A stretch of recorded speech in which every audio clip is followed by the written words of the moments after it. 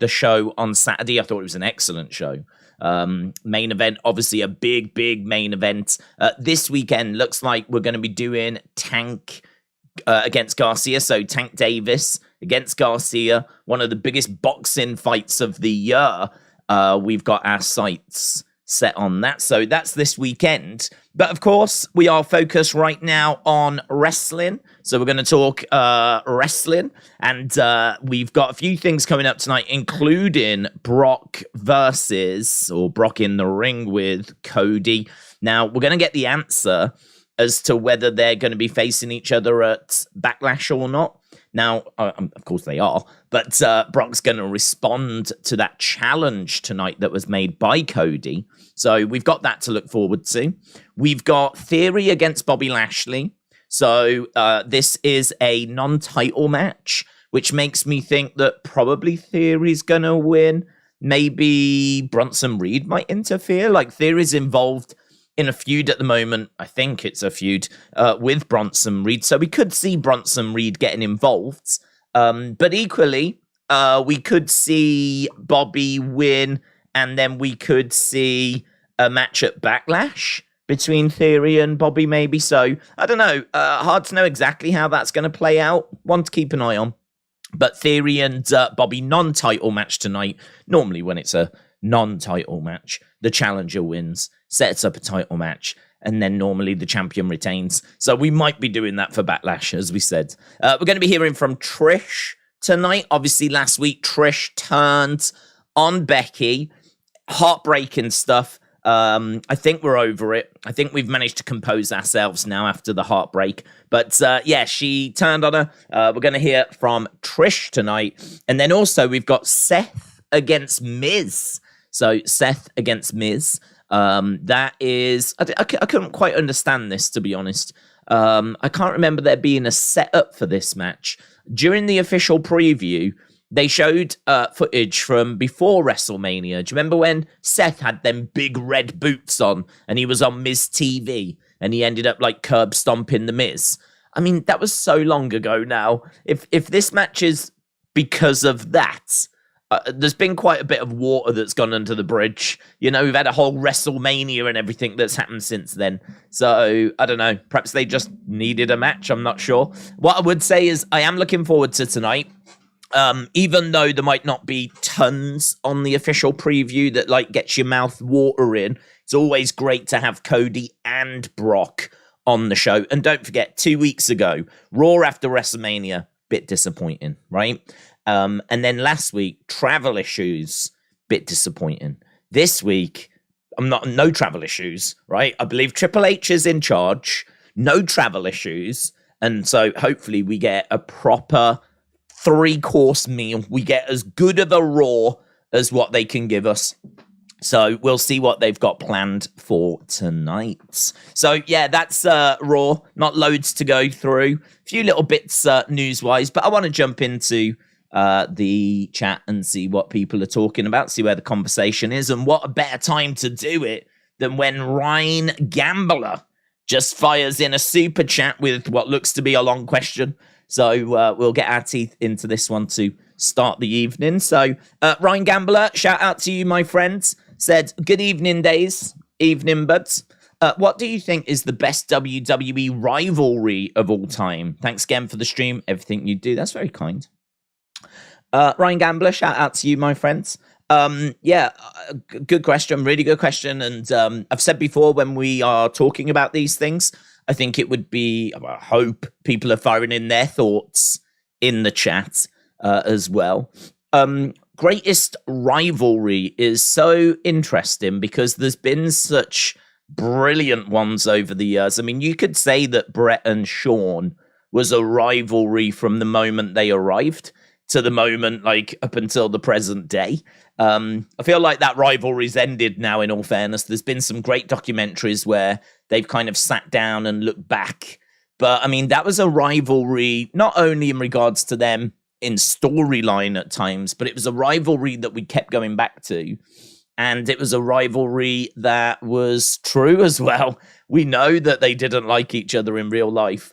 And so, like, that gets extra points for being like everything. It's a rivalry that had matches, great matches as well. Iconic. Could you imagine if we didn't have if you just took Brett and Shawn away and their rivalry away from the history of WWE, what would it look like? Because you wouldn't have the iconic Iron Man match from WrestleMania. You wouldn't have the boyhood dream coming true, right? You might got it a different way, but it was the boyhood dream coming true at the end of that Iron Man match.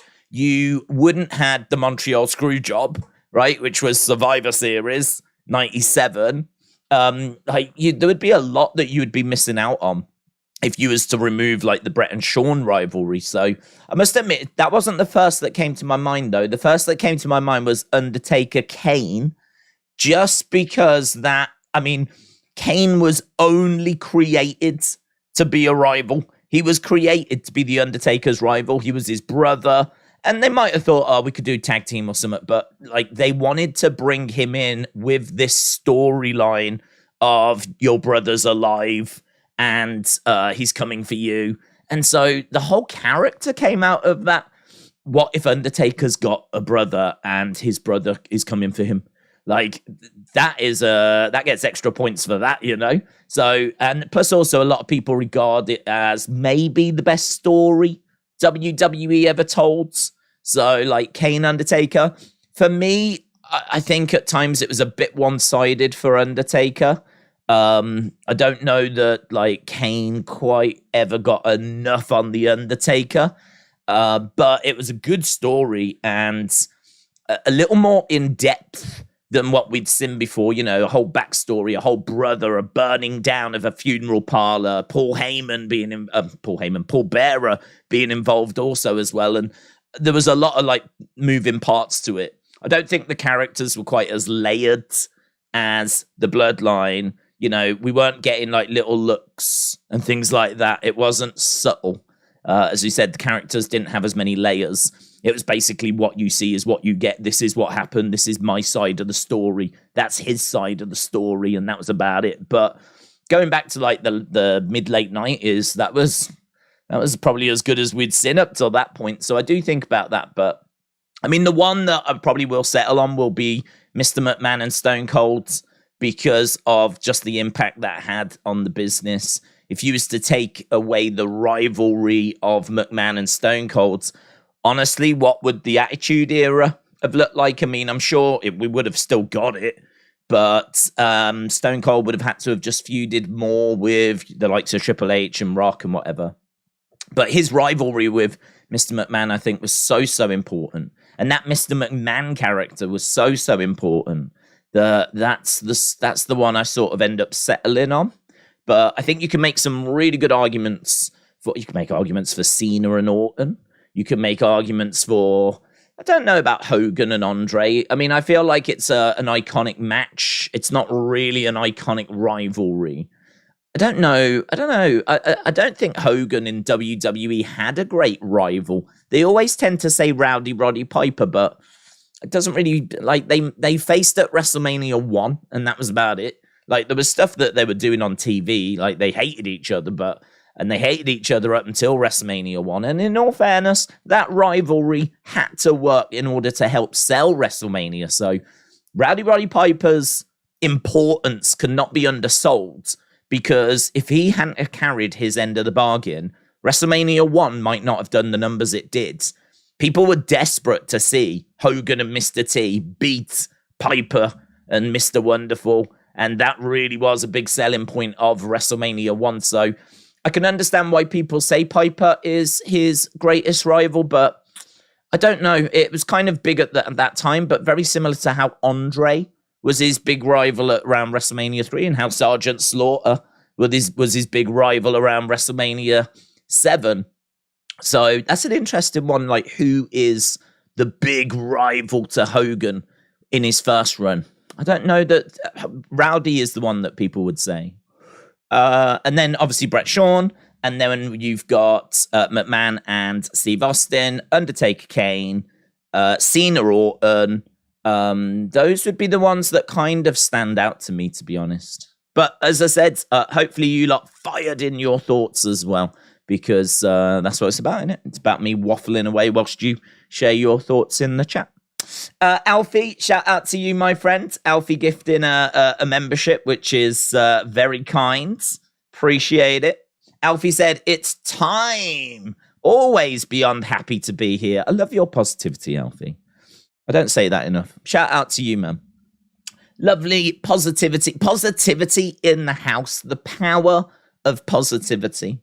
I mean, I actually, yesterday for a bit, went on TikTok, right? Don't ever do it. Never do it. I mean, I spent longer on TikTok. Spent about an hour on TikTok yesterday. And I would say that is the easily the longest time I've ever spent on TikTok. And I would say probably doubled the amount of time I've ever been on TikTok. I never, ever, ever, ever go on TikTok, right? But I've seen some TikToks, obviously, when these trends have kind of like broken out of that platform and gone on to Twitter or whatever. I've seen stuff, or people will post things on YouTube in the shorts that you can see have been TikToks because it's still got the TikTok thing on it. So yeah, I spent about an hour on that yesterday. Oh my God, it is a depressing place. That's what I've learned. Like, it is so, I don't know if I was just getting recommended like really bad stuff, but like a lot of the stuff I was watching, I mean, it's just like, I don't know. There was a couple of people dancing, and I was like, okay, I like that one guy. You know, the guy that wears white that does the dance, and then the guy brings the food out. I got recommended his videos a couple of times. He was quite funny. I feel like once you see like the third or fourth video, though, you kind of have seen all of his videos. But I still liked him. But the one that I saw that stood out to me, and again, I think I have seen him on like a TV show, because obviously if you get big on TikTok, you go onto like TV, whatever, and same as YouTube, I suppose. The guy that trains, the guy that watches the trains, he's cool, and he ran. I love that guy.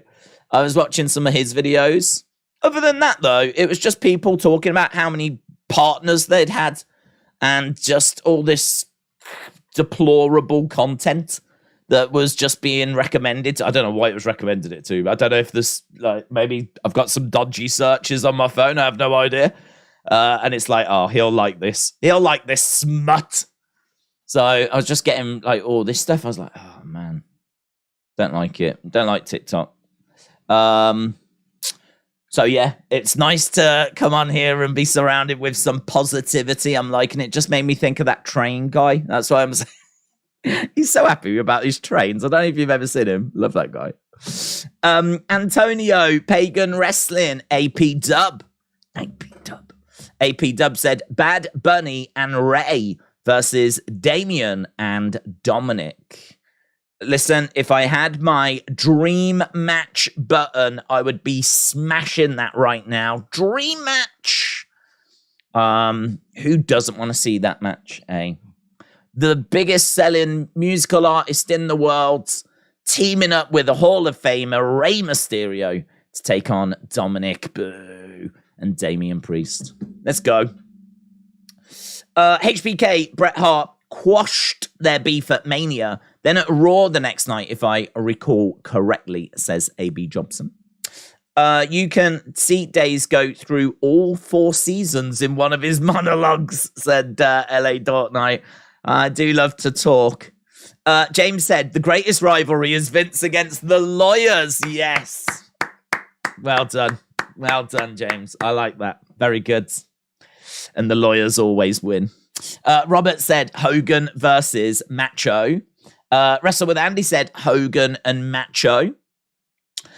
Inside Out and again said, who do you think is more hated? Hogan, Flair, or Cena? Hogan. Genuinely hated Hogan. I think Cena, I don't think Cena is genuinely hated. I could be wrong. I think at the time that Cena was competing, people really felt like, I mean, you've got, if you wasn't watching wrestling at the time, it's easy to kind of look back now and just think that people hated Cena, right? That's not really what was going on. What was going on was that people hated Cena being pushed over other people. People, you were tuning into the shows and seeing the likes of, I don't know, CM Punk and Dolph Ziggler and Cesaro and whoever else was around, right, throughout all the years. And there was loads of people's favorites, Rob Van Dam, for example. And so people were watching, you would have your favorites, and then Cena would always win. Cena would always find his way at the main event. He'd find his way to the title. He'd find his way to the top. He was the big merch shifter. He was undeniably the face of the company. And so I do feel a bit sorry for him because he was the right guy at the right time, but it's just that he was also responsible for blocking the progression of some other superstars and some other superstars not getting their opportunity at the top of the card. For example, CM Punk was always very frustrated at the fact that when he was champion, he still wasn't closing the shows. He was still not the big face on the posters. The company was never fully behind CM Punk because even if he had the belt, it was irrelevant. John Cena was the guy. John Cena was the guy. That was the one that they wanted to push. And fans could see that and they resented that. And that's where the resentment for Cena is. It's not that Cena is like this horrible person or anything along these lines. There was an argument that he only had 5 moves. And there was an argument that he wasn't a fantastic wrestler. And I certainly heard people saying that they were, bored of watching him and whatever. But I think at its core, it was more to do with, if he'd have like bobbed around the mid card a bit and let other people have their moments at the top, then, which wasn't really his call. This is all Vince. Vince is the one that was like ramming it down our throats. Just have Cena, more Cena. Do you know what you need now? Even more Cena. Oh, you think you've had enough of Cena? Here's some more Cena. And so it was just like loads of Cena. One of my early memories of watching YouTube was watching a guy called Bruce Blitz. This is around 2013, about 2013, right? And in 2013, I just remember, like, I hadn't been going on YouTube much at that point, to be honest. But it was like early 2013, maybe 2013. And I remember finding this guy on there. And he would like review the shows and he was funny. I mean, in many ways, I would say that he was the JD from New York of his day in the sense of when the show's finished, he did a show and then he'd like rant and go off and like moan and complain about like all the stuff that was rubbish. But it would always come back to Cena. It would basically always turn into like an hour, 2 hours on how John Cena was killing the company and how John Cena was like a cancer and all this kind of stuff. And he would just go off and his rants, just watching him rant, just the same way that I love watching that guy in his trains on TikTok. I think there's something very interesting about watching someone with genuine hatred in their hearts for something ranting away and just getting it off their chest. You feel like you are watching something, No one wants to watch someone go, yeah, that was okay. Yeah, this was all right. That was all right. Yeah, that's it. Right? No one wants to watch that. People want to watch people either going, oh my God, I loved it. This was amazing. That was amazing. Blah, blah. Or it's horrific. It's the worst thing ever. This sucked. That sucked. What are they thinking? Like, it's the extremes that obviously get the views, that get people's attention. And Bruce Blitz was very much like that. And his rants would always be about John Cena. So I don't think Cena was necessarily like hated, although Bruce Blitz did. It was more to do with the fact that he was just blocking other people.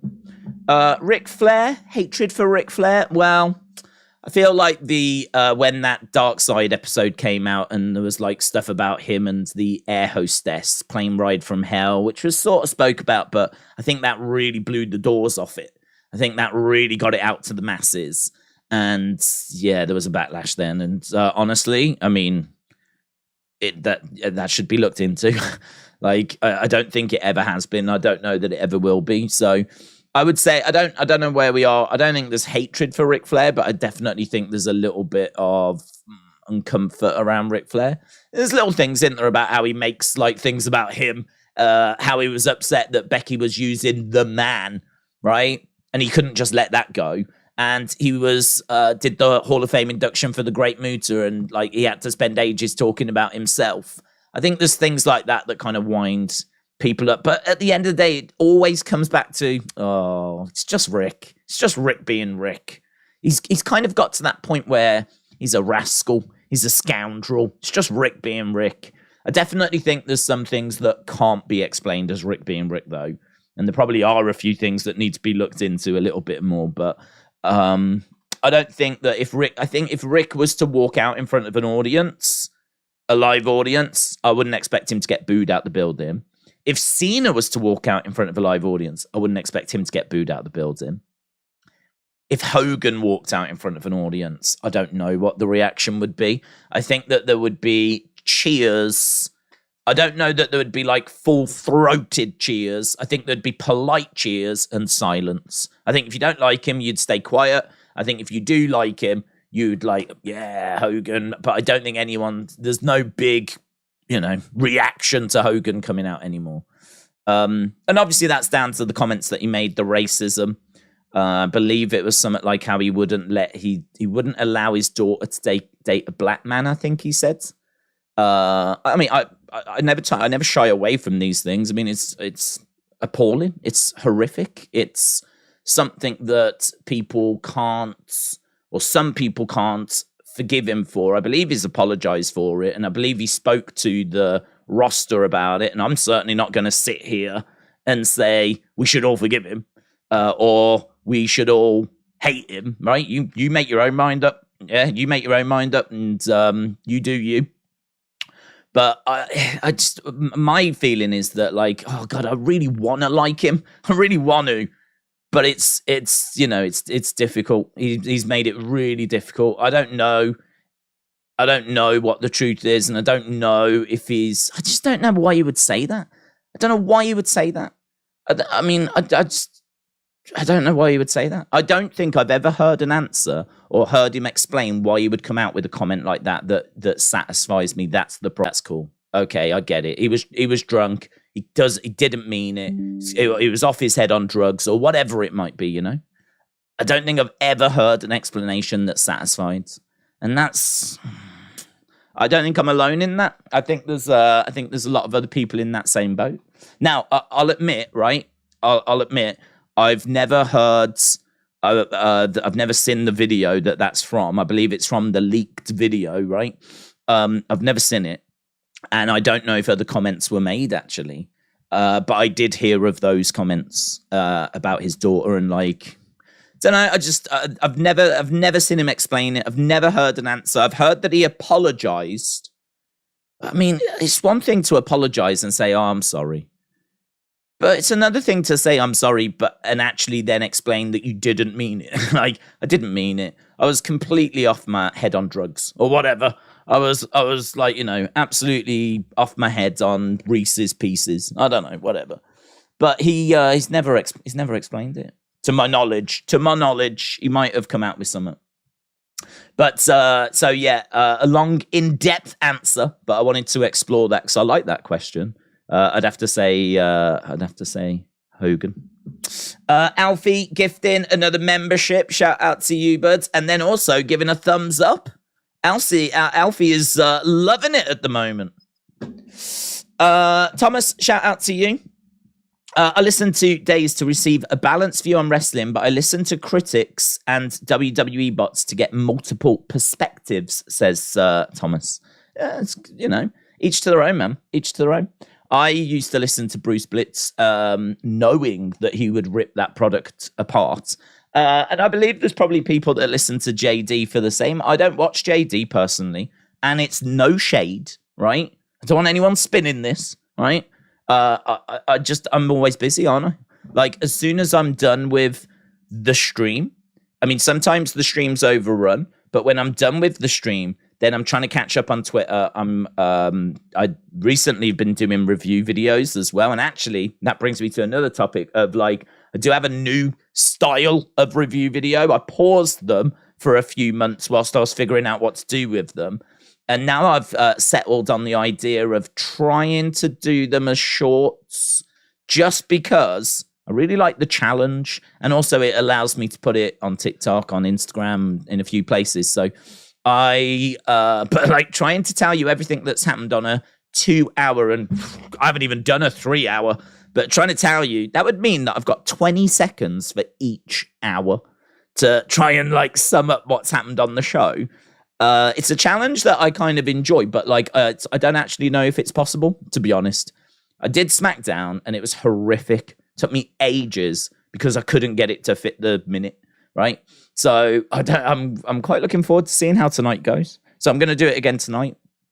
But this is my point. That's what I'm doing rather than like watching. I don't know. I actually don't know who else does reviews. I'd imagine most of the major channels do reviews and whatever. I know Simon does his ups and downs. I don't know if that's straight afterwards, but yeah, I mean, you get people that absolutely love WWE. You get people that hate WWE. I like to think that, well, I'm definitely a WWE fan. Of course I am. So, you know, I want the business to be good. I want the shows to be good. I want everything to succeed. I want all the wrestlers to shine. I want the storylines to be brilliant. So that's, I suppose, my starting point, is that I do want those things. But, and otherwise, why would we watch? But yeah, I mean, we're always going to be honest if something sucks, because it doesn't change anything, does it? Do you know what I mean? I've been a fan since the early 90s. I've seen loads of garbage, but it doesn't stop me from being a fan. You still just keep watching, and because there'll always be something that you'll enjoy. You know, they'll drop the ball on something, in your opinion, in my opinion. But then, you know, you get to the next show and something will happen that will probably take the taste away. The worst part is if it's like a phase and it's like just really sucks. I mean, I would imagine actually, talking of Bruce Blitz, I would imagine that was quite frustrating for him, what with being a fan, because I think he was a fan. And someone that you really detested became champion and became the face. Like, that would suck. Like, I never hated Cena. I never had a problem with Cena. I actually went through a phase where I really liked him. And then I did go through a phase where I was like, okay, I'd like to see some other people now. And then he kind of outstayed his welcome a bit. But that was never like a massive problem for me. I really like Roman, so that's good. I really, when I was a kid, loved Hogan. I did prefer Warrior, in all fairness, though. But then saying that, Warrior won at WrestleMania 6, so I was over the moon. And all of this had happened before anyway, so it was all me looking back at what had happened. So rather than, like, you know, watching week by week, hoping that something was going to happen, you didn't really think that way when you're just finding the odd videotape trying to piece the history together, you know? It's so weird now. I wonder how kids do it now. I wonder how I would do it now. If I was a kid growing up and I had the network, I wonder how I would approach. I think you would watch the WrestleManias, wouldn't you? You'd watch the WrestleManias, you'd watch the Rumbles, SummerSlams, Survivor Series. I reckon as soon as you got the big four done, you've probably got the framework. And then you could, like, fill in with In Your House and all the B pay-per-views. Obviously, going back before WrestleMania is a bit tricky.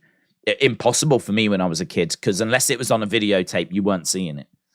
Whereas now, I mean, they've opened up the vaults a bit, haven't they? There's still not loads of content, to be honest, from like the 70s and the 60s and early 80s. But there are stuff, there are things. And I keep saying we take the network for granted. We really do. The fact that we can sit here and watch all of that content, which, you know, honestly, I mean, I would get a tape every probably couple of weeks, maybe sometimes once every 3 weeks, a brand new wrestling tape. And that would be one show. That would be like, you know, a car boot for like £1. Like, because you only could buy whatever you found. There wasn't this endless supply of like videotapes, maybe at the shop where they were like, I don't know, £15 each or whatever, which was clearly never going to happen for me unless it was my birthday. So, you know, go to the car boot, 50p, £1, get them there. You just, you know, you bought what you found, and sometimes you wouldn't find anything. So, or sometimes the worst is when you did find something, but you already had it. That sucked. Honestly, man, the kids, they just don't know. They just don't know how good they've got it these days. Bill, as a boomer, it's my responsibility to let them know how spoiled they are in this day and age.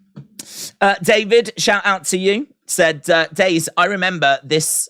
Be good Raw today. David, shout out to you, buddy. I hope it's going to be a good Raw today as well. If you are just joining us, so Cody and Brock are going to be face-to-face. Obviously, Cody issued that challenge. Theory and Lashley in a non-title match. Trish promo. And then we've also got Seth against Miz tonight. The other things that we've got news-wise, there was a big hoopla.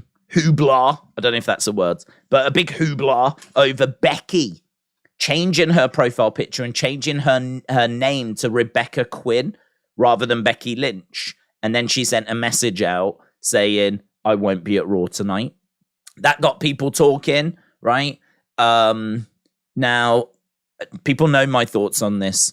Wait and see. I just don't believe anything I see on social media, right? I don't believe that Drew's walked out.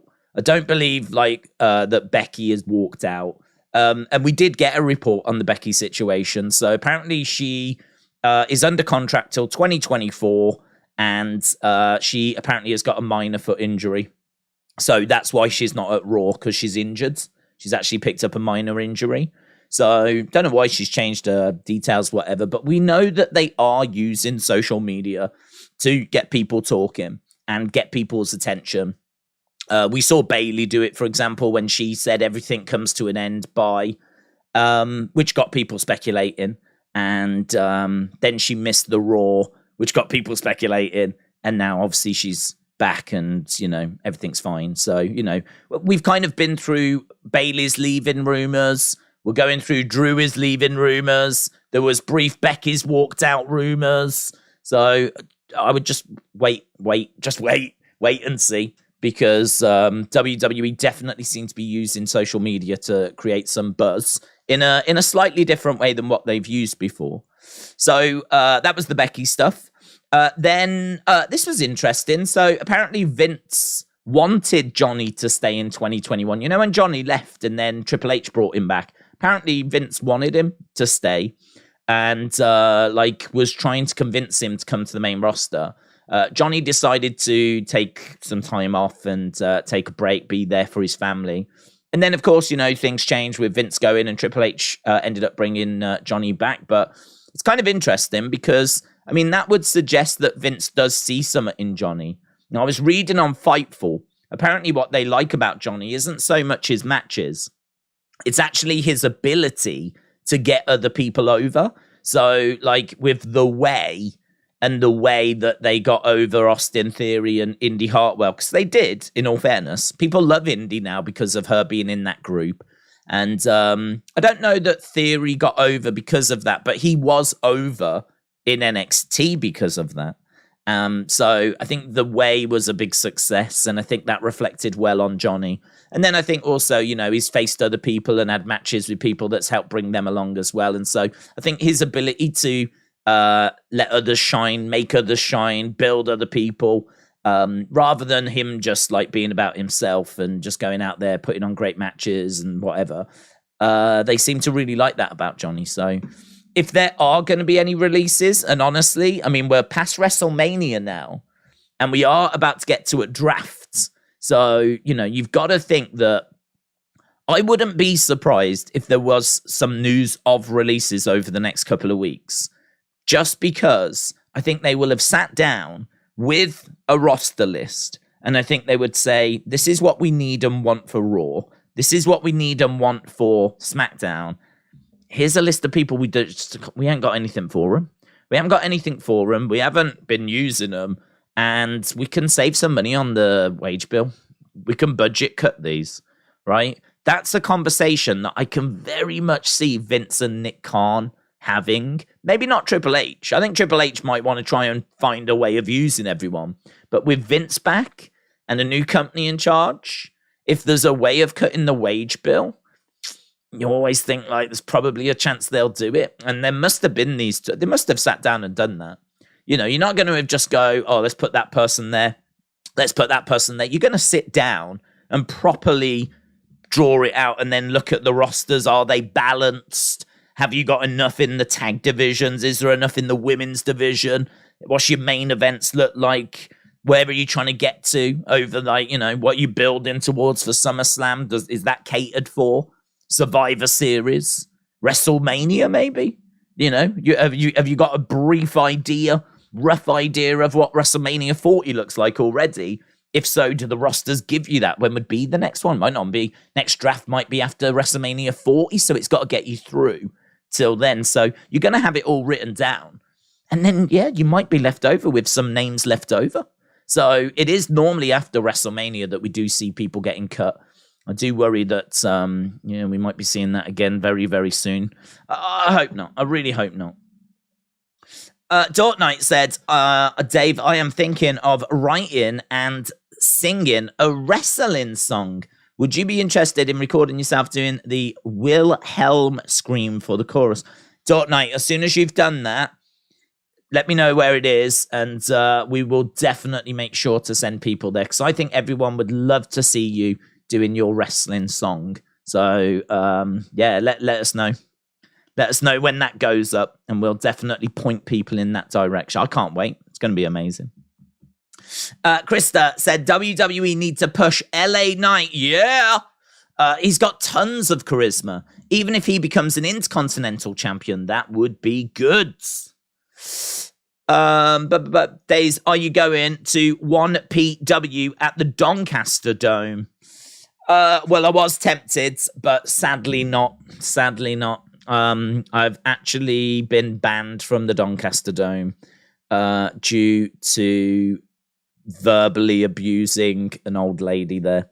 And I'm not sorry about it. She deserved it. Honest, she was a nightmare. She was, like these women that are like really slow on the pavement. I mean, she was like extra slow. So I was in a rush. I was trying to get past her. Couldn't get past her. Ended up giving her verbals. My defense is I could see that she had a faulty hearing aid, right? So there was no way that she could hear what I was saying. And I like shouted at her as I was going past. But as soon as I actually got in front of her, I smiled, and she smiled back. So, do you know what I mean? Like, I don't think she even heard what I said. So, I don't see why I should be banned. But, that's unfortunate. If it was anywhere else in Doncaster, apart from the Doncaster Dome, I'd be there, mate. I'd be there. But apparently, they take the side of the elderly in these kinds of disputes, even though she couldn't hear what I was saying. I've had a run-in with that awful old lady, said Miss Clown. Honest, she's a nightmare. She is a nightmare. I'm not the only one that's had these confrontations. She's known for it. A lot of people think it's how she gets her kicks, is that she goes out and goes that slow on purpose. Because it's not normal. I mean, like, I know old people slow is like a speed, but this is supernatural. Going as slow as she does is borderline supernatural. She is borderline as slow as Roman as he's heading to a ring, right? I know. I think he went and got lessons from her. Which, now I think about it, there was a guy, a tall Samoan guy with long hair that was walking alongside her, like watching her feet, like trying to go at that pace, trying to learn how to do it. That does make sense now. Probably him that reported me, actually.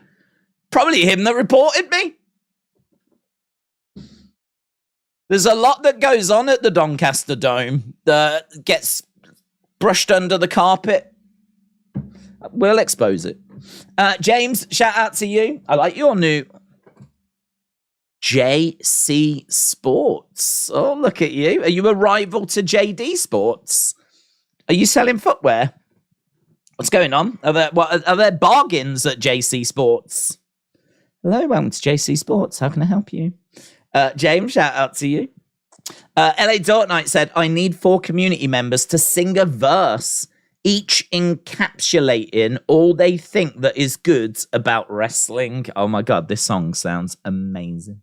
Trini in the sketchy NXT car park, very good, said, Drew does seem upset that his stock has fallen, but I don't think he'll get what he's asking elsewhere. Sorry, question mark. Adil said, sadly, Nate will not come away with the win. This Hannah Montana YouTube pigeon is going to win. Hannah Montana YouTube pigeon. John said, who do you see being Bianca's next opponent? Who do you see being beating Bianca? I to be honest, I like the look of Raquel Rodriguez. I'm not saying she's going to beat Bianca because at the moment she's a face and Bianca's a face. So it might be that Raquel beats Rhea and actually ends Rhea's title reign. But if we're talking about women that are on the roster that have got potential to become a world champion that maybe haven't been already, I would have to put Raquel at top of that list. She's not a heel, though. In regards to heels, you've got Lacey, who I know needs a lot of work. A lot of work.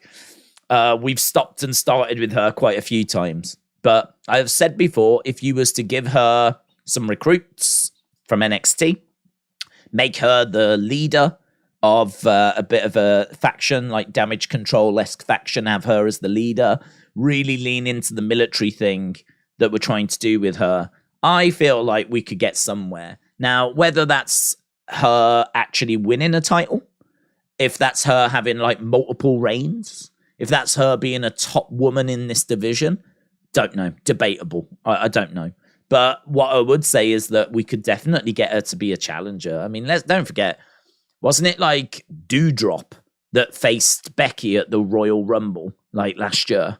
And like Carmella faced... I mean, Carmella's a former champ, but I mean, there's not really much special about Carmella at the moment. She ended up having to replace Rhea Ripley and face Bianca at Money in the Bank last year. So, you know, the idea that it's got, we need, that it's going to take all this work. It's going to be like, how are we going to do it? Oh my God. Like, how could we possibly get Lacey Evans to a title? It's pretty straightforward, right? It's pretty straightforward. Just start the feud.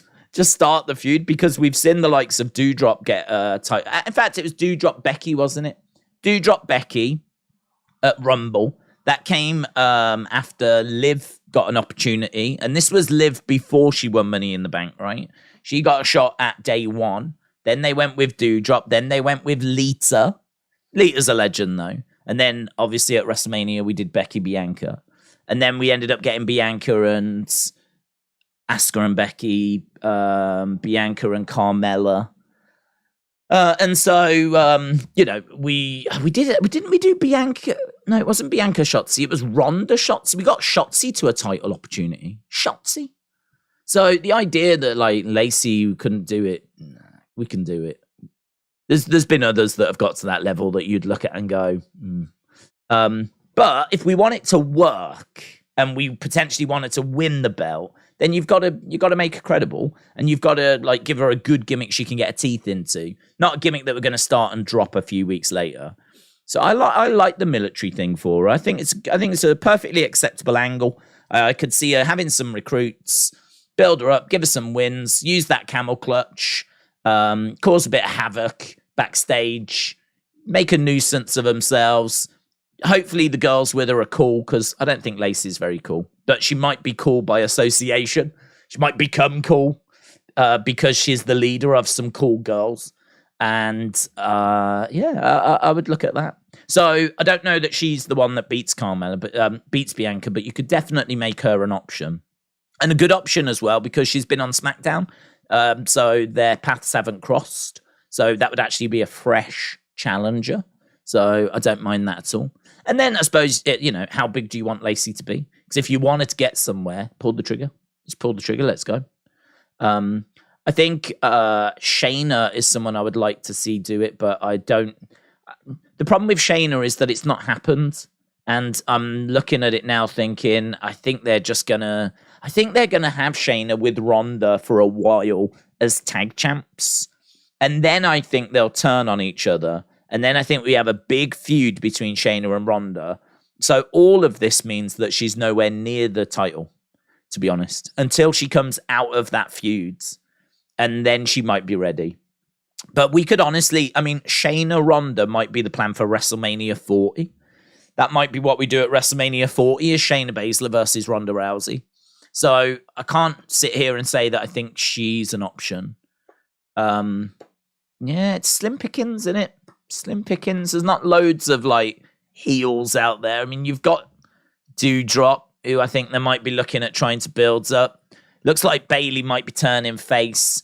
Might free up Dakota and Io, but like, I don't know if like they're gonna go straight after the belts.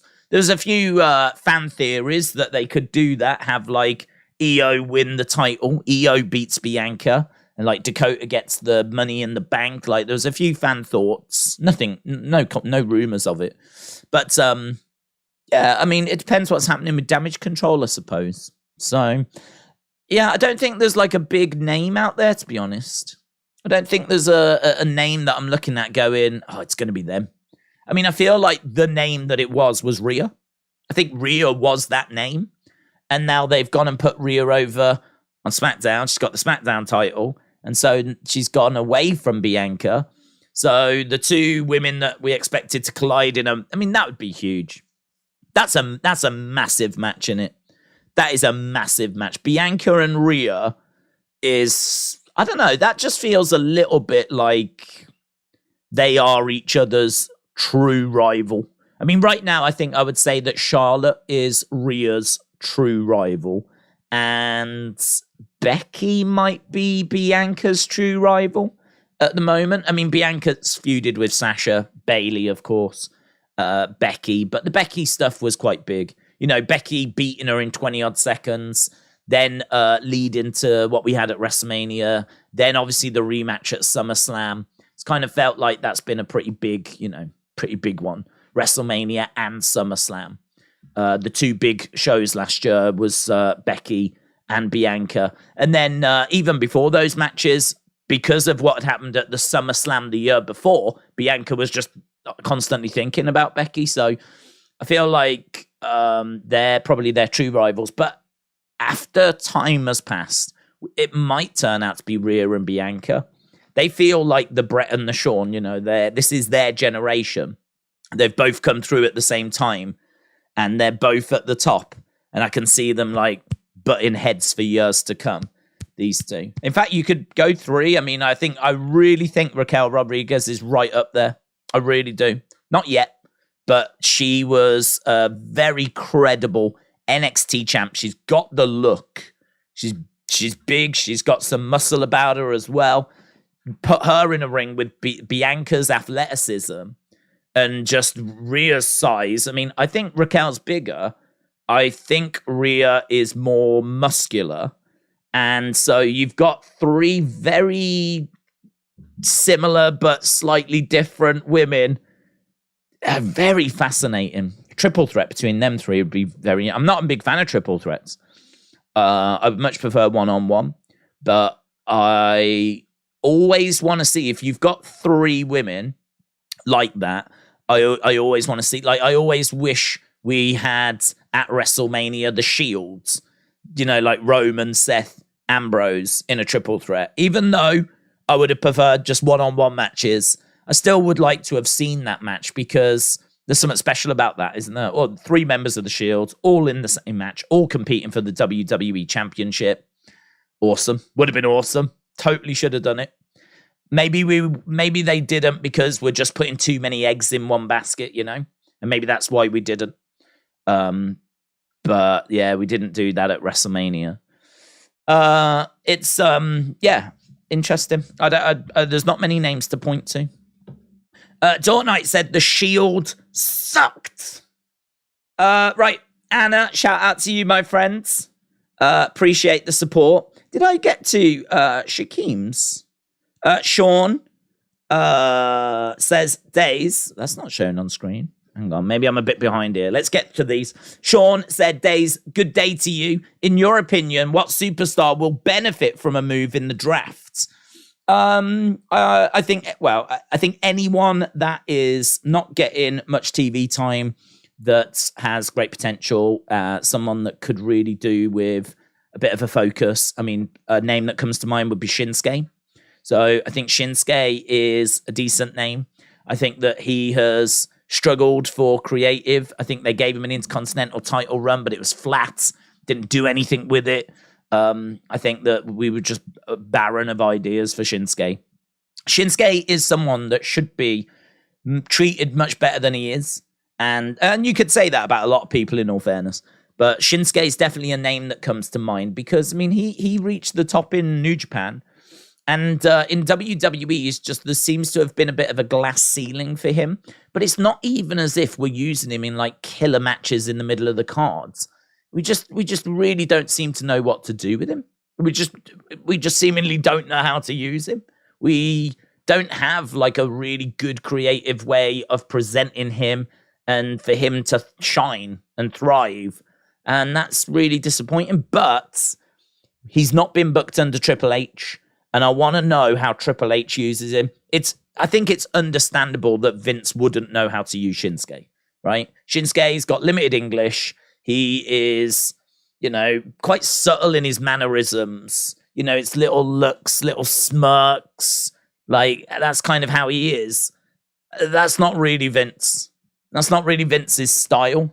I mean, I don't know that the Bloodline story we just got would have been anywhere near as good under Vince. Vince would have had to have left them to it, basically.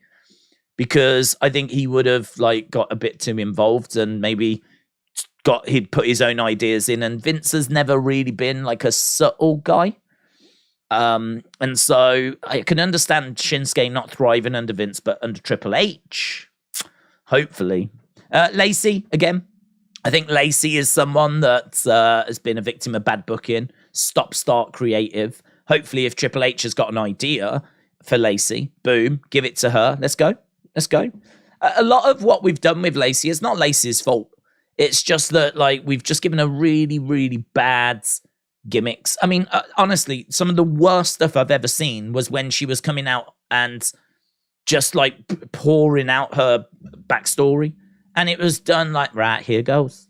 And then, here it all is. It's some of the worst stuff I've ever seen. I mean, that is, true stuff she's been through, horrific stuff she's been through, but I just don't think you could find a way of presenting it worse than how they did. It had no impact. I don't know of anyone that was feeling sorry for her. It was just uncomfortable. It was just uncomfortable. And that's, such a shame because she's pouring her heart out there. So I feel sorry for her. So I really hope we can find something for her. I hope we can find something for Shinsuke. LA Knight, I mean, I don't know that he'll massively benefit from the move, but I think he's just going to benefit long-term anyway. And I think that they will have big plans for him because you can't ignore the reaction he's getting. Crowd love him. Crowd were gutted when he wasn't at WrestleMania, so can't ignore that. So I don't know that we can say that that's down to the draft, but I think that whatever happens in the draft, he's going to get a good push. He's going to get a good shine. So those would be names. Montez might be separated. I mean, they looked at him at Elimination Chamber. He was in Elimination Chamber. It is not a usual thing to just put one half of a tag team in Elimination Chamber. I mean, you do that if you're really thinking about having a look at this guy as a solo star. And that time might be up for the Street Profits. Time might be up. So Montez could find himself going solo, and they might have some plans. I mean, in all fairness, him and Bianca, their relationship, that is money. That is money. There is money to be made there. I mean, I thought I heard that they were having their own reality show. I don't know what came of that. But, yeah, just a few things to keep an eye on in regards to the draft. So James, shout out to you. James said, Johnny has aggravated his shoulder injury. I did hear this. Yeah, I did hear this. Yeah, hopefully he's going to be able to come back and hopefully there'll be something tasty for him in the draft. Rumors obviously were DIY. So if Tommaso comes back, the belief is that they'll get partnered up together. there'll be a tag team. Maybe that's why they're quite happy to split the Street Profits, or they're looking at splitting the Street Profits, because the face team they're going to use going forward might be DIY, not Street Profits. So that might be why they can do that. And then here's DIY. So something to think about. Adil, shout out to you, buds. Anna, shout out to you, my friends. Says, I wish to make it clear that day in Doncaster, I was having a bad hip day. I didn't want to name names, to be honest. I didn't want to name names. I couldn't walk any quicker. I was out to collect a new battery for my hearing aids. These young guns nowadays, they're just rude. Well, Anna, all I can say is I do apologize, because I didn't realize it was you, what with your knitted scarf that looks like you'd knitted yourself, kind of slightly covering your face. But I feel confident that you didn't hear exactly what I said, which honestly, I'm going to thank every day. Be very thankful for, because it was pretty horrific, actually. All joking aside, I can understand why the Doncaster Dome have banned me. But yeah, Anna, nothing but love and support to you, my friends. And hopefully next time our paths cross, it'll be under better circumstances. So Anna, shout out to you. Appreciate the support, buds. Shakeem23 firing in a banana. I don't have any, actually. I've got some upstairs, but I don't have any. I am going to pop a caffeine pill very soon. I'm very excited. Always gives me a bit of a lift. So no bananas, just a little caffeine pill, which probably is not a great thing to take. I mean, it's all legal. Don't worry. You can buy them in supermarkets. But look at that power kick, caffeine and glucose, extra energy. I'm on pills, guys.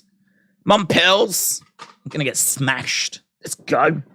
Delwyn said, you missed my super chat. It was about 10 minutes ago. New record. Sorry, bud. What did it say? Don't super chat it. Don't super chat to tell me that I've missed the super chat. We don't need to go down them roads. Just know that I'm rubbish at it. And I will try. Put it in now and I'll try and read it now. Put it in now. Right, Raw is starting. Let's go. Now. Forever. But I'm on antibiotics. Yeah, come on, guys. Let's all take our pills. Even you, Anna. Even you, love. Yeah? Take your pills. Time. Days, here we go. Let's go. Yes. Breaking news, Usos and Solo are going to turn on Roman. Where's Delwyn? I'm waiting for Delwyn's comment. Delwyn, put it in. I'm going to read it. Anna said showtime. Usos starting the show. Let's go. Let's go. Woo. Day one-ish. Down since day one-ish. Usos and Solo starting the show. The Raw bot can't hurt me, says Alfie. The Raw bot? What Raw bot? Days tweeted WWE breaking news match for Backlash. There's a Backlash match. Usos and Solo making their way down. Is this a match? I don't know what this is. Well, I know this is the Bloodline. Oh, it's a massive show tonight, says Kevin Patrick. Cody, Brock. Big show tonight, guys. Well, it's a big show. Raw has been delayed for 15 minutes whilst Triple H Super Chat is read by Days. Good luck. Good luck in me getting to it in 15 minutes.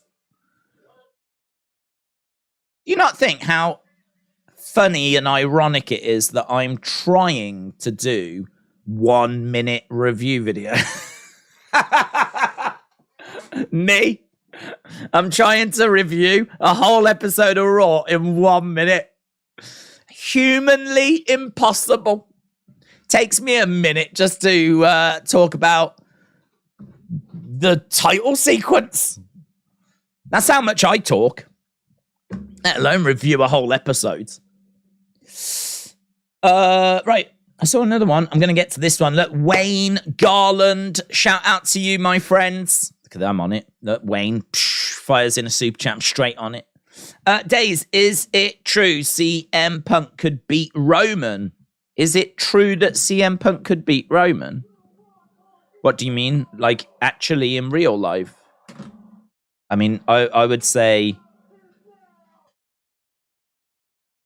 no. I mean, I don't know.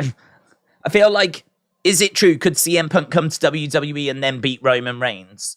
Well, he'd have to come to WWE, and there's no signs of that. If anything, he's made noise that he's happy being at AEW, so he wants to stay there, and he hates WWE as well. So, no, I don't see CM Punk coming to WWE. If he did, though, he's a big name.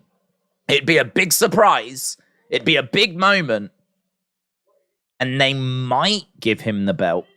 But I give it a 1% chance of him coming back to WWE. Maybe not even that. So, no.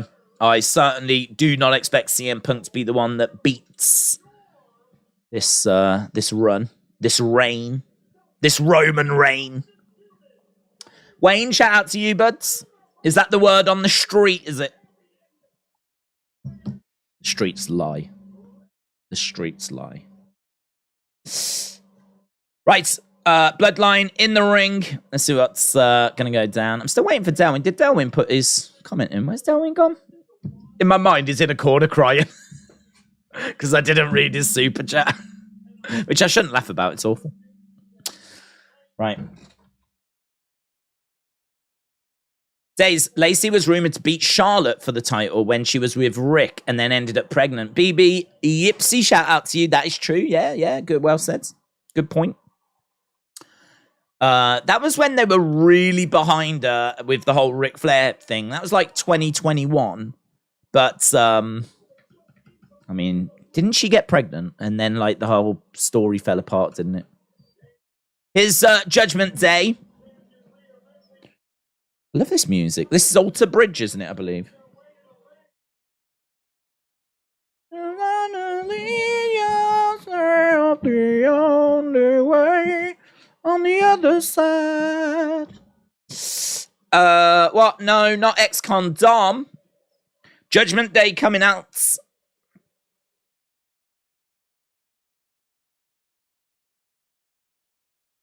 That's a nice shot where we've got Bloodline in the ring. Judgment Day. It's an interesting little confrontation, isn't it? Eh? It's an interesting little confrontation. Oh, man. I can only imagine it's going to be Finn and Damian against the Usos. Rhea against Solo. Dom against Roman. Let's do it. Let's go. I can only imagine that's what we're doing. It's okay. It's okay. It's okay. So look, Heyman having to tell Solo it's okay. It's okay. Solo staring at Damian. Mr. Priest. Sir. And Honor says, Paul.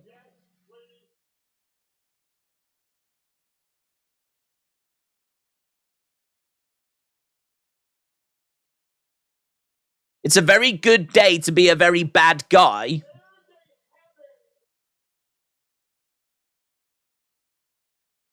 What's going on?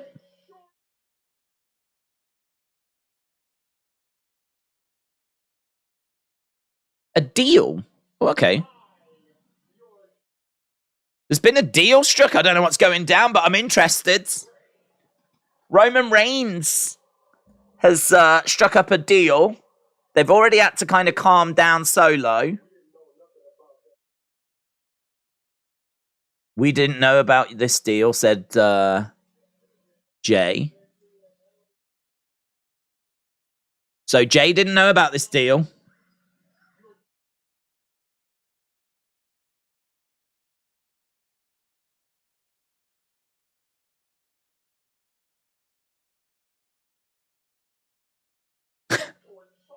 There's no raised voices or sudden movements around Solo.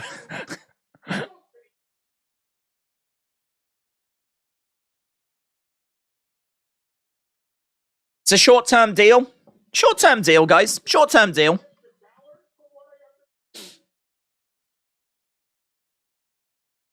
Mr. Balor's not that happy about this, apparently.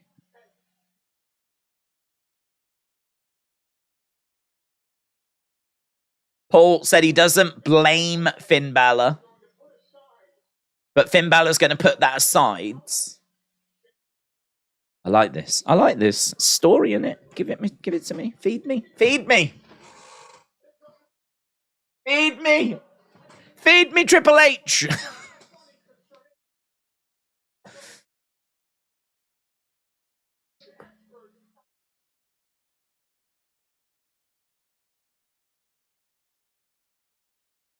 Okay.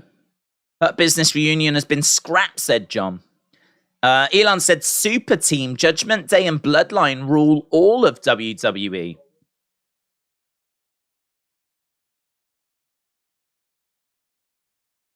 Switching places.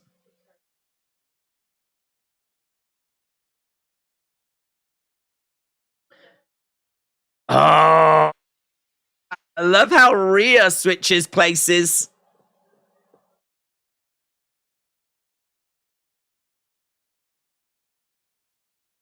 She don't give a flip, man.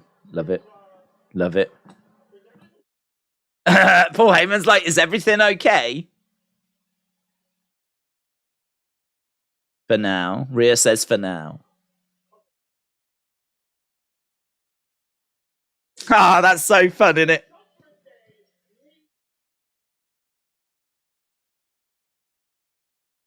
Love it. That is such a cool moment. That is such a cool moment. I love just the little looks. These subtle little looks. Okay.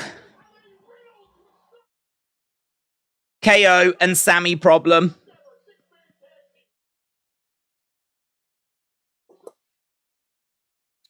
Rhea and Solo face off, says Kieran, yeah. All rise for mommy, says Ahead News.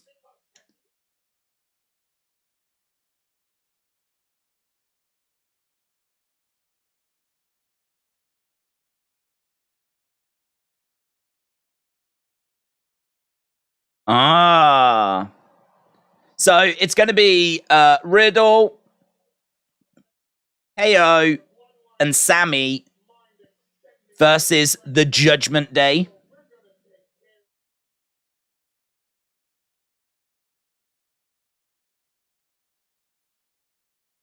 Okay.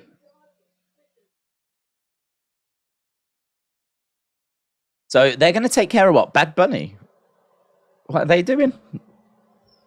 Who are they taking care of? Solo.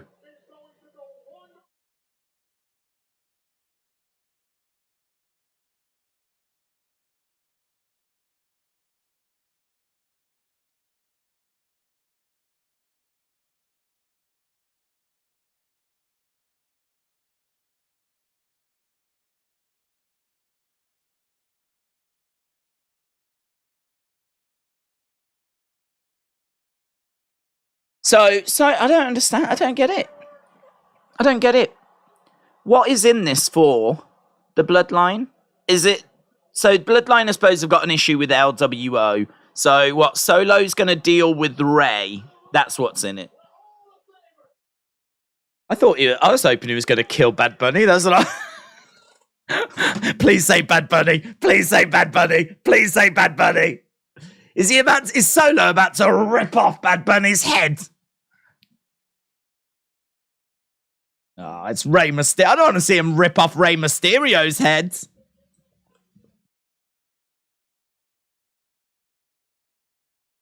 So a short-term deal. That was a lot of time filled just to basically say, we're going to deal with your problem. You're going to deal with our problem. Let's get going. But what I will say, there's some nice moments in there where, you know, the rear switch and the stairs, you know, they've had a bit of fun with it, you know. good. I mean, it was good, but I mean, the end result is it's not like some big long-term faction. This isn't like them trying to dominate both shows. This isn't the bloodline growing or whatever, right? It's literally tonight, we'll have a match against people you've got a problem with, and you have a match against people we've got a problem with. There's a one-off for tonight only. Yeah? All right, thanks. But still, you know, fun. I enjoyed it. The Rhea thing was goated. I mean, that was goated. That is just an amazing moment. Makes her look like such a badass, doesn't it? Makes her look so cool. She's like staring him down, switching places. When he moves, she moves. Thought Heyman did some nice work in there, just kind of, you know, tying it all together. I love the Usos. We didn't know about this. Well, Tribal Chief didn't think that people needed to know. Obviously, we told Solo because, you know, can't have raised voices or shocks around Solo. Solo's like a gremlin. Can't feed him after midnight. You can't have him out in the sunlight. You can't make loud noises around him. Like, there's a list of rules that you've got to follow with Solo Sikoa. Heyman is going to become an honorary Judgment Day member and wear the Gothic getup. Oh, I'd love that. Who wouldn't love that? In all the straps and everything. Oh, I've had dreams of that, actually. Where's Delwyn? I'm still worried about Delwyn. Delwyn, are you there, bud? Delwyn! Hello! Come out from the corner. Stop crying. I'm specifically looking for your comments. I missed a super chat. I don't know what you said. I want to know what you said. I'm scrolling back to see if I missed you telling me what I'd missed, but I don't think you did. Darwin! Where are you, mate? Leo said, was Rhea trying to challenge Solo to a fight? That would be daft. Nah, I don't. I think it's more a case that she's showing she's not scared. It's more a case of her, like, you know, they have positioned out of Paul Heyman, Jimmy Uso, Jey Uso, Solo Sikoa. Who's the scariest one there? Who's the one that they want everyone to fear? Who's the one that, you know, they want people to tremble at looking at? It's Solo, innit? So Rhea just standing there glaring at him, like letting him know, I am not bothered by you at all. You know, if they had a fight, I would expect Solo to win. But it would be... It makes her look like a badass. If she can stare down, stand there, not flinch, like, and maybe even wanna go to blows with him, wanna test herself against the baddest guy that's one of the baddest guys on the roster. It's such a good reflection for her. It just makes her look, you know, because all of a sudden now you put her in a ring with Carmella, you put her in a ring with Aaliyah, you put her in a ring with, I don't know, anyone, right? She's just going to look just so scary because she stood there glaring at Solo, ready to rip his head off or at least try. So it's just, you know, sometimes perception is reality. But I don't think I don't think they're building a match between them two. So I agree, that would be a bit daft. I've still got to keep an eye out for Delwyn. Where's Delwyn? I'm here. Okay, there we go. Delwyn, what was your comment from earlier? Don't super chat it. I want to know. Thank you. 1 week from Friday, the WWE draft. Right, so we're underway with our first match, 17 minutes in. And it's Rey Mysterio versus Rhea Ripley. I didn't mean to do that. I've got Rhea Ripley on the head because we were just talking about her. Solo Sikoa.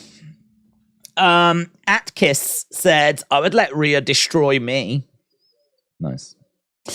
Ryan said, stop, one hit and she'll be out. So stop, says Ryan. Hang on. Whoa. No one's saying there's going to be a fight. I didn't say there was going to be a fight. In fact, I just said I don't think they're trying to make a fight, but they're just having her square up to Solo just to show that she's not scared. Make her look like a badass. Funnily says, what Raw segment lineup tonight? Well, the stuff that I saw beforehand was Seth against Miz, Trish promo, Austin Theory against Bobby Lashley, non-title match, and Cody and Brock. We're going to hear from Cody and Brock. Brock is sure to accept that challenge, isn't he? So, right, we're underway with Solo, Sikoa, and Rey Mysterio. You don't square up to someone you can't fight. You don't square up to someone you can't fight. What do you mean? I think if you're a woman and you are clearly not scared of anyone in the women's division, and you've even had a match, I mean, she had a match against Akira Tozawa. I'm not a fan of intergender matches, right? I don't like them. I don't think there's a need for them. But she has had a match with Akira Tozawa. Smashed him, right? So I think for her to square up to Solo, I thought that was really cool, because that's not a match that's going to happen. It's not a match that should happen, and she knows it, right? I'm sure she knows it. If it did happen, I don't think she would shy away from it. I think she would be up for it, right? And if she gets smashed, she gets smashed, right? She's a fighter. She's a fighter.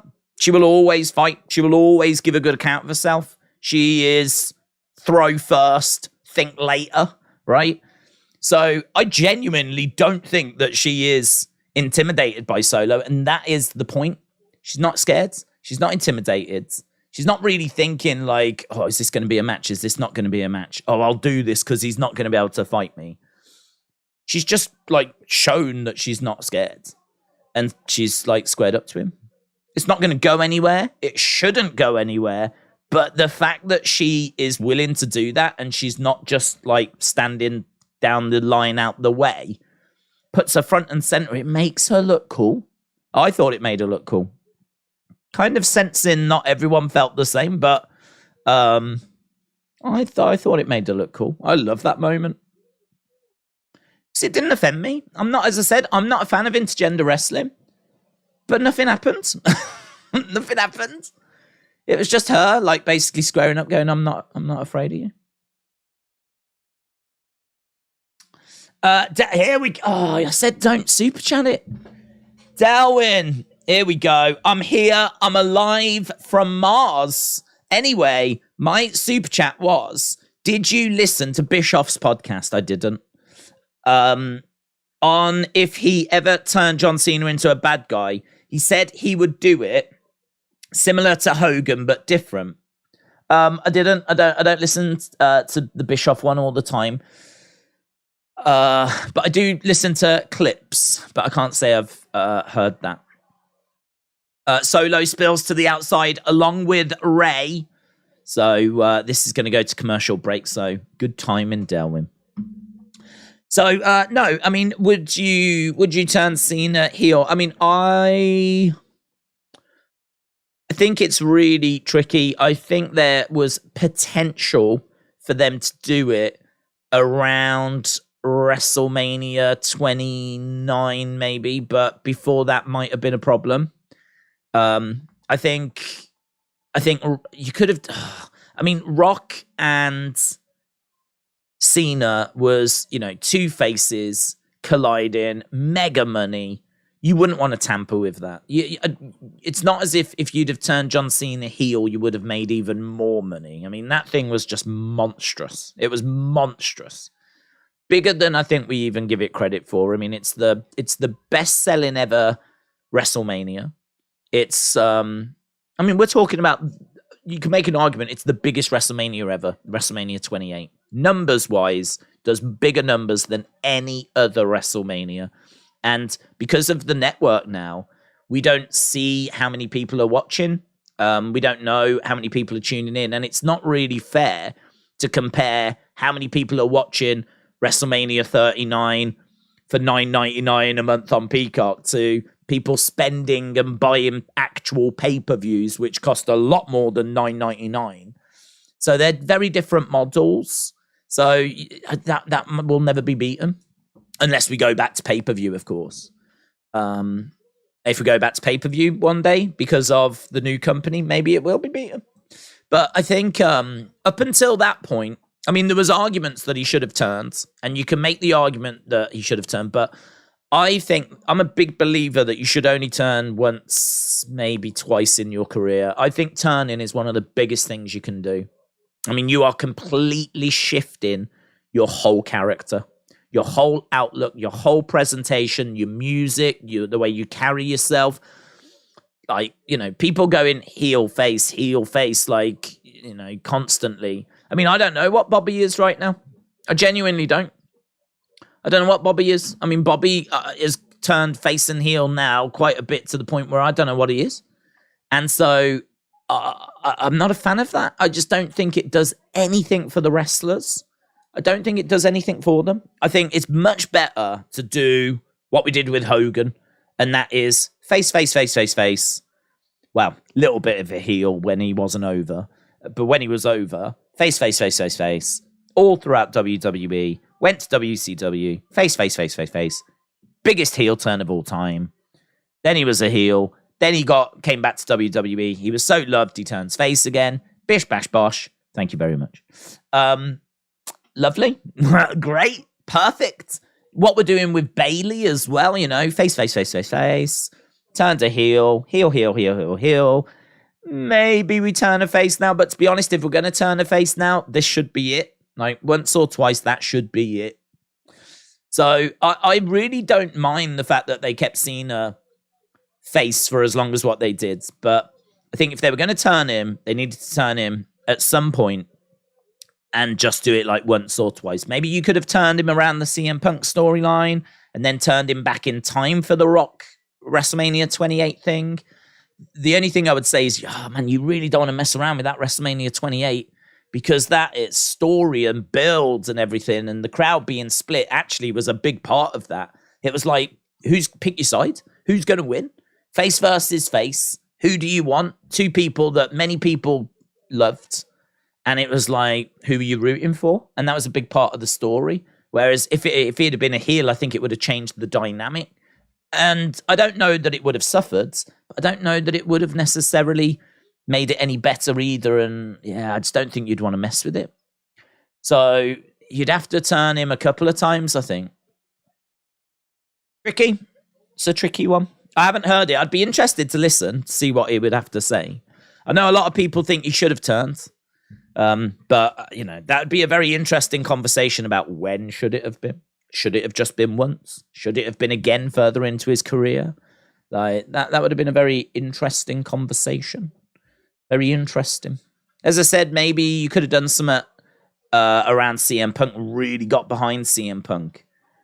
But I think, as I said, I do look at WrestleMania 28, 29 and just think, you probably don't want to mess with those.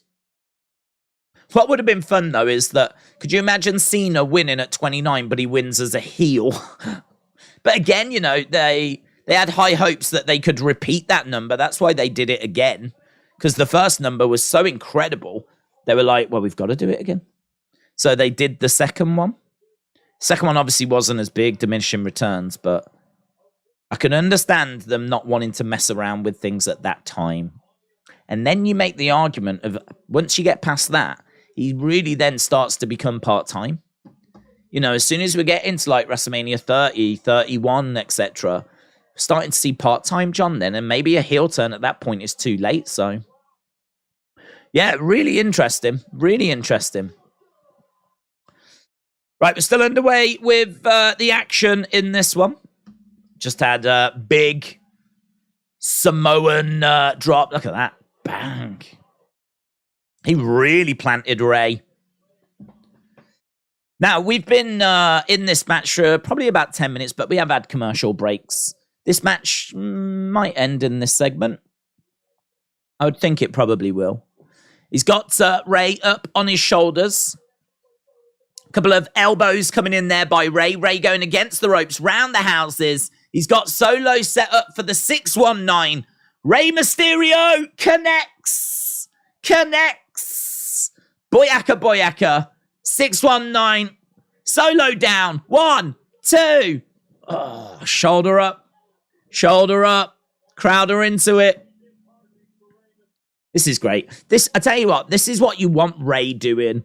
You know, Rey was in that tag team with Dominic for so long.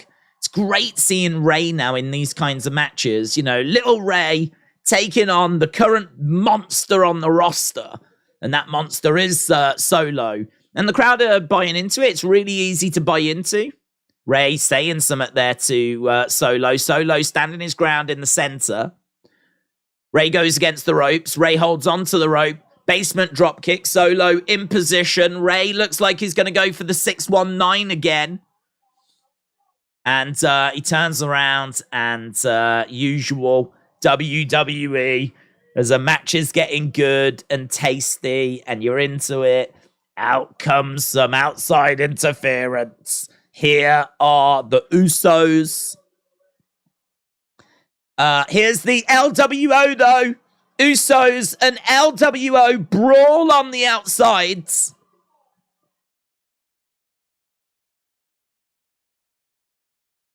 Oof.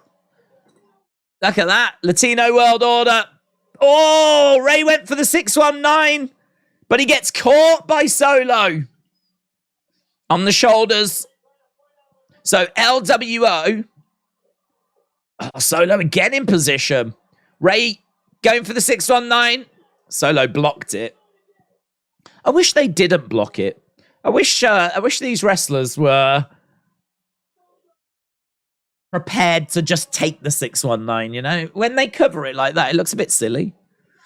Samoan Spike lands. 1, 2, 3. Solo Sikoa gets it done, man. LWO, even though they did take out the Usos, Rey was not able to get past Solo Sikoa. Fun match.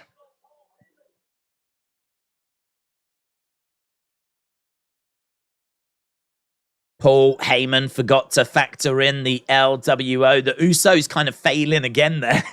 It's not a good look for the Usos, is it? They come in, though, attacking the LWO from behind. Into the ring post goes Santos, and a little bit of the ring post, I think, just popped off. So now we've got a brawl afterwards. Everyone's getting Samoan spiked. Samoan spikes for everyone! You get a Samoan spike, and you get a Samoan spike, and you get a Samoan spike. Everyone's getting Samoan spiked. Beautiful. Solo wins. James Wagner, shout out to you, buds. James said, imagine if Roman was the one to beat Taker, then got sick and came back and do what he's done. Missed opportunity. Not for me, to be honest. Not for me. I'm in the minority on this, where I don't think that the way that the streak ended was a problem. I did at the time, but I've said, like, I really believe that Brock used it. I mean, you've got to remember that I know Undertaker doesn't feel this way, but look how big Roman is now, right? Roman's the face of the company. He's having a historic title reign. He's main evented WrestleMania multiple times. Would he be even bigger if he was the person that had also ended the Undertaker streak? I think that's debatable, to be honest. I think WWE have got him to the top. You know, if Roman had struggled, then you know, that might have been a different story. But he hasn't. This run has been so good. I just don't think him being the one to end Undertaker streak would have made him any bigger. Just don't forget, in 2014, he's just out of the Shields. And people really were struggling with him being forced down their throats. If he had been the one to beat the streak, that probably would have been even worse. Don't forget, they had him win the Rumble in 2015. People hated it. They felt like he was being shoved down their throats rather than Daniel Bryan. They wanted Bryan.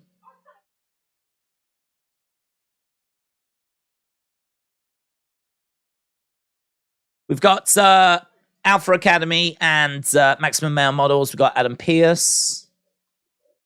So there's a lot of arguing as Maxine's trying to get Otis. So Maxine is, she's got big plans for Otis. But, hello. And we had a shoe shop between Maxine and, God damn it, pal. Right, this was good last week, wasn't it? With Bailey and Io and Dakota and Dissension.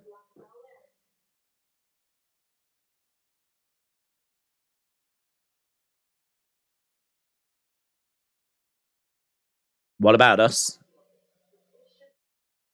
It should be one of us. And then it was Io that picks up the win. Oh, this is the best. Miss Kyan, shout out to you. Anna says Bad Bunny is awesome. Leon said Dave's Bloodline needs some spice. Some spice. Add to it. Otherwise, they'll just get old. Yeah, well, they did have Sammy last year. That was spice. I don't know what they're going to do this year. But I think, we're very much teasing the Usos leaving, I think. So I don't know that we're necessarily going to add to the Bloodline this year. We may take away. Here is Bianca. The EST. What is next? What is next for Miss Belair? She's taking on Dakota Kai. Dakota Kai. Did they say when the EO match is? Is that a Backlash? I actually don't know. I don't know if that's at Backlash or if it's like next week on Raw. I'd guess Backlash. The cursed one said someone has to be honest about Damage Control. They've done nothing, and that short tag title reign didn't count for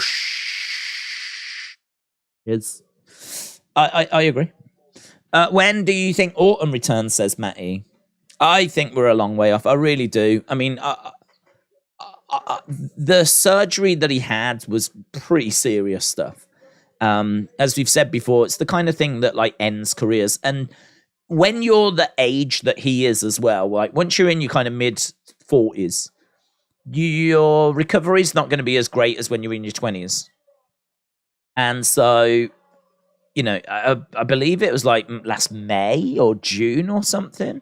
There was reports that he was going to be at WrestleMania. Everyone was getting excited about that. But then reports came out he's nowhere near ready to return to the ring. There are hopes and feedback is that he is going to be able to and that his career isn't over, right? But I think you've only got to look, as I keep saying, at how Riddle broke the news. When Riddle broke the news, he was in bits. He was really emotional. He was really upset. Looking down the camera, saying, "We love you, Randy," and all this kind of stuff. It was bad. It's really bad.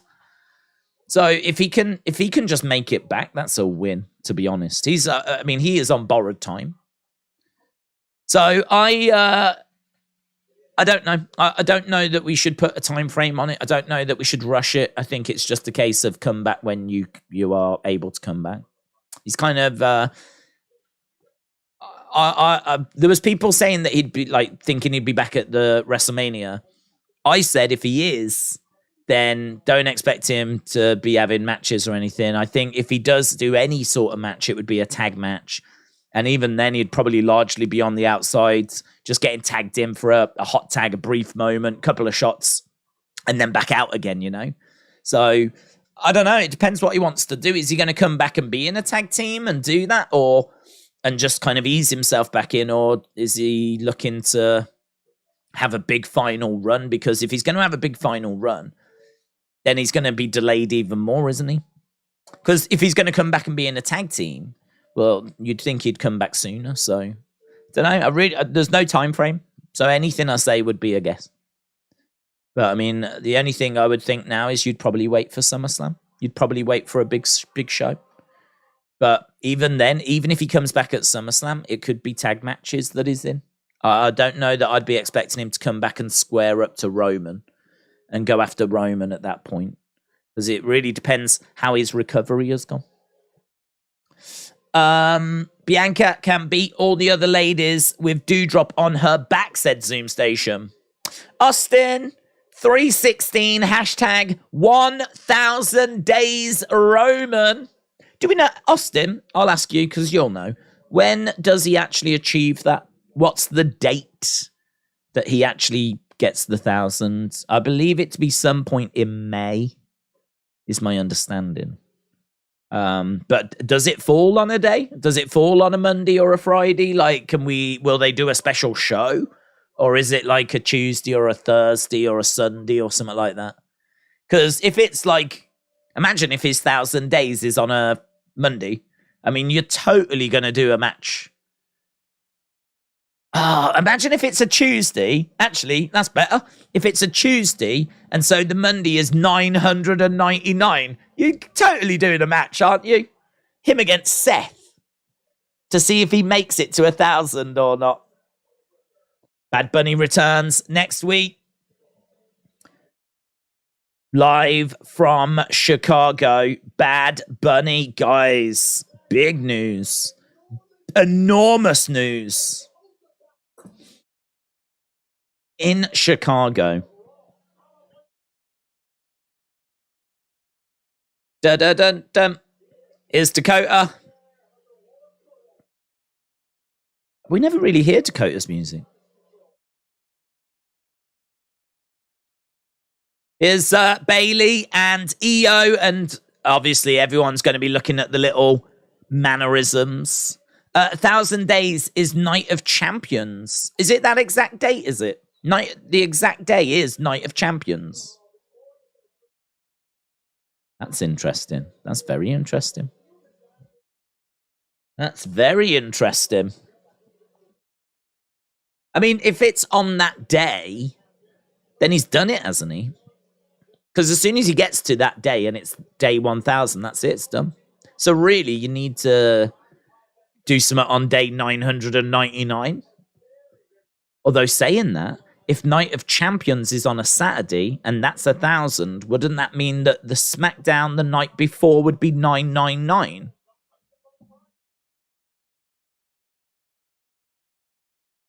You should do something special for 1,000 days, said Samantha.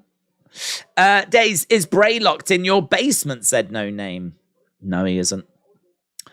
Mainly because I'm in it right now. And I would definitely know if Bray Wyatt was in here as well. Or at least I'd like to think I would know. So, no, sadly not. A lot of question marks around Bray. I mean, personally, I'm waiting and thinking maybe the draft. But again, without knowing what's wrong. Because clearly, I mean, there's something wrong. Something's wrong. Without knowing what that is, it's hard to know when he's going to come back. You know, could turn out he's had a little injury. I mean, there's rumors of an illness. We don't know what that illness is. Plenty of speculation, but don't know what that illness is. And that might be a cover story. We don't even know if that's true. Ooh, Dakota kind of falling awkwardly on Bianca there. Dakota was trying to roll Bianca over. No joy. Drop kick there by Bianca. Belair getting all fired up. Never needed you at all. Bum, bum, bum, bum. Bum, bum, bum, bum. In the corner goes Belair. Belair against the ropes. Just a little clunky here, Dakota. Just a little clunky. She's just a little bit...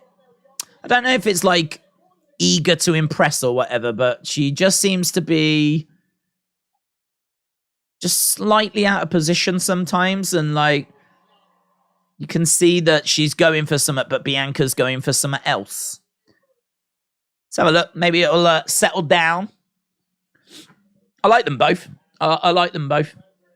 No, look there. She was trying to grab her hair, and she couldn't quite get it. And like, there's this sort of moment of fumbling as she's trying to grab. Just seems like there's a misstep between them at the moment. Goes for a kick, and Bianca goes down. Dakota laughs as we go to commercial break. Dakota sits on the ring steps as we go to commercial break. What was your favorite year's draft? I love the first one, and the Cena went to Raw in 2005. Yeah, I must admit, like, that the early ones are the best ones because they were always so exciting. And, as you say, Cena getting drafted over, like to the different brands on the same night. That's got to be one of the most iconic moments. I just can't really name any great drafts. I just sort of feel that I don't know that we've the one that comes to mind was that one fairly recent where we had the live camera at NXT. Do you remember that? I don't think we've done that again. Was that the same year that we had the battle rooms? Do you remember we had the Fox bot in the one room? And I don't know what we had for Peacock or who was it? USA Network. I don't know what we had for them. Can't remember. A screensaver or something. But we had like the two rooms, and like it came up like Fox have got Lucha House Party, and the battle bot was like, yeah! Every time they drafted someone, he was celebrating. Come on! Lucha House Party! We're killing it! Yeah! Yes. Loved it. That was fun. That was funny. I can't remember if that was the same year as when they had a camera down in NXT, and then we were seeing like people getting like drafted and like brought up as part of the draft. I think that's how didn't we bring up Alexa that way? In my head, that's the year that we brought up the likes of Alexa and maybe Finn. Do you remember Finn was like a top? That's how Finn came up. It was a top draft. It was like number 3 or something on the draft list. And I'm sure he came up he did. So I suppose there's a few fun moments that have happened when you kind of sit down and think about it, but it's not like the same as Raw after WrestleMania where it's got all these iconic moments. I think it's probably because we haven't done it like every year. The draft has been something which has been a little bit hit and miss, to be honest. It's not like 2 weeks after WrestleMania every year we do the draft, you know? People don't even know when it is. Like, sometimes it's been in November. I think the last one, am I right in saying the last one was 2021? Like November time or something. So I don't think we did one last year. And like we were waiting all year for one. I don't think we did one. And then I think this year, the rumor was it was going to be after Rumble. And now it's turned out that it's obviously after WrestleMania. So that's what I'm saying. It's a bit hit and miss. Like, you know when the Rumble is. You know when WrestleMania is. You know when SummerSlam is. You know when Survivor Series is. You can kind of point to a map and point as to when it is. You can't really do that with the draft. But, yeah. That battle bot, man. Love it. Hope we get that again. I remember when Raw was must-see TV. The TV is watching me these days, says Tamar. Usos need a rematch, said Eden. Max said, what do you think of Liv's in-ring ability? I think she's one of the most improved, especially over the last 18 months. I think she's definitely improved a lot, right? I don't know that I can say that she's particularly improved recently. I mean, the only thing I would say is she's got opportunity recently. They've, like, you know, day one last year is when we really started to get somewhere. Like, we actually gave her a shot at the title. Then, of course, she won Money in the Bank, cashed it in. She had the run as women's champion. But, I mean, I look at her matches. She gets put in a lot of tag matches. So, like, looking at her solo matches is how you would, like, judge it. And there's not loads to go off, if I'm going to be completely truthful. I feel like the best way that you can judge is by looking at her solo matches, and certainly, like, the pay-per-view ones in particular. Anything that's on, like, Raw or whatever, it's very formulaic. You know, these matches, they do a few moves, go to commercial break. So it's kind of a bit difficult to get a read on Raw, on SmackDown. She's certainly main roster standards. I mean, she can get in there, she can do some moves, right? But is she capable of a match the quality of what we just saw from Rhea and Charlotte? Can she do that? Is she capable of what Becky and Bianca delivered last year at WrestleMania, or what Becky and Bianca delivered at SummerSlam? You know, that is the standards. And I can't say that we've seen Liv get to those levels.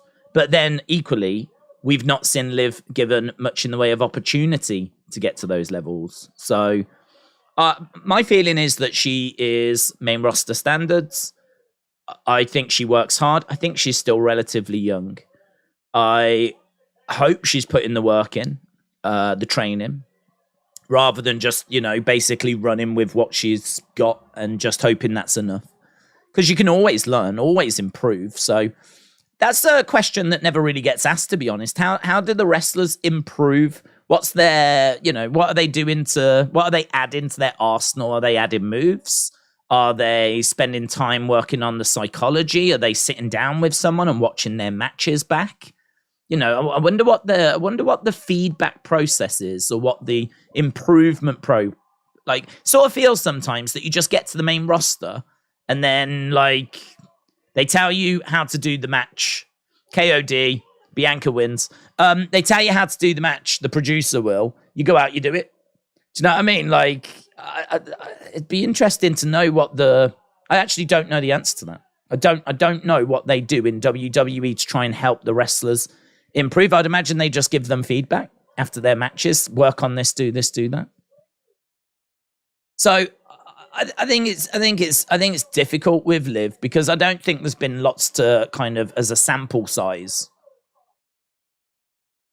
that you can, like, actually say, yeah, you know, she's this good, she's that good, she's capable of this, she's capable of that. I don't know. I don't know. I mean, all I can say is that I wasn't impressed with her match against Shayna at Clash at the Castle. Obviously her matches against Ronda, I mean, that's just a tough situation, because we know that Ronda doesn't really have singles bangers against anyone, right? So that's not really something you can pin on Liv. And outside of that, when do we see her? When do we see her? So it's a good question. It's a really good question. It's one that I wish there was an easier way to gauge, you know? Definitely she's improved since her days being in the Riot Squad, because she's had a lot more exposure, singles matches. You know, like, she has to be in the ring a lot more. She's very comfortable in the ring. It's not like she gets in there and she looks awkward, you know?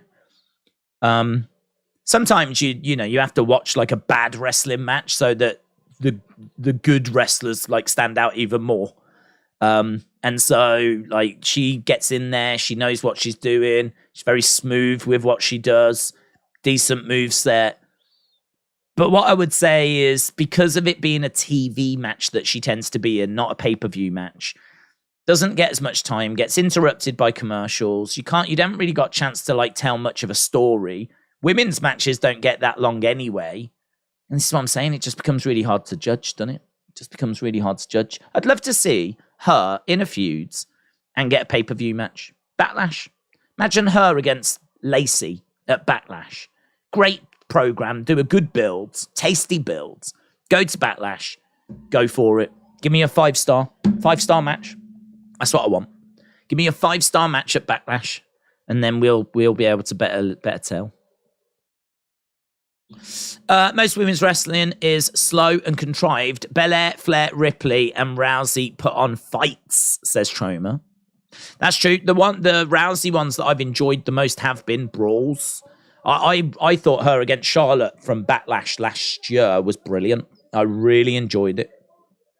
Cody backstage. Yeah, I really enjoyed it.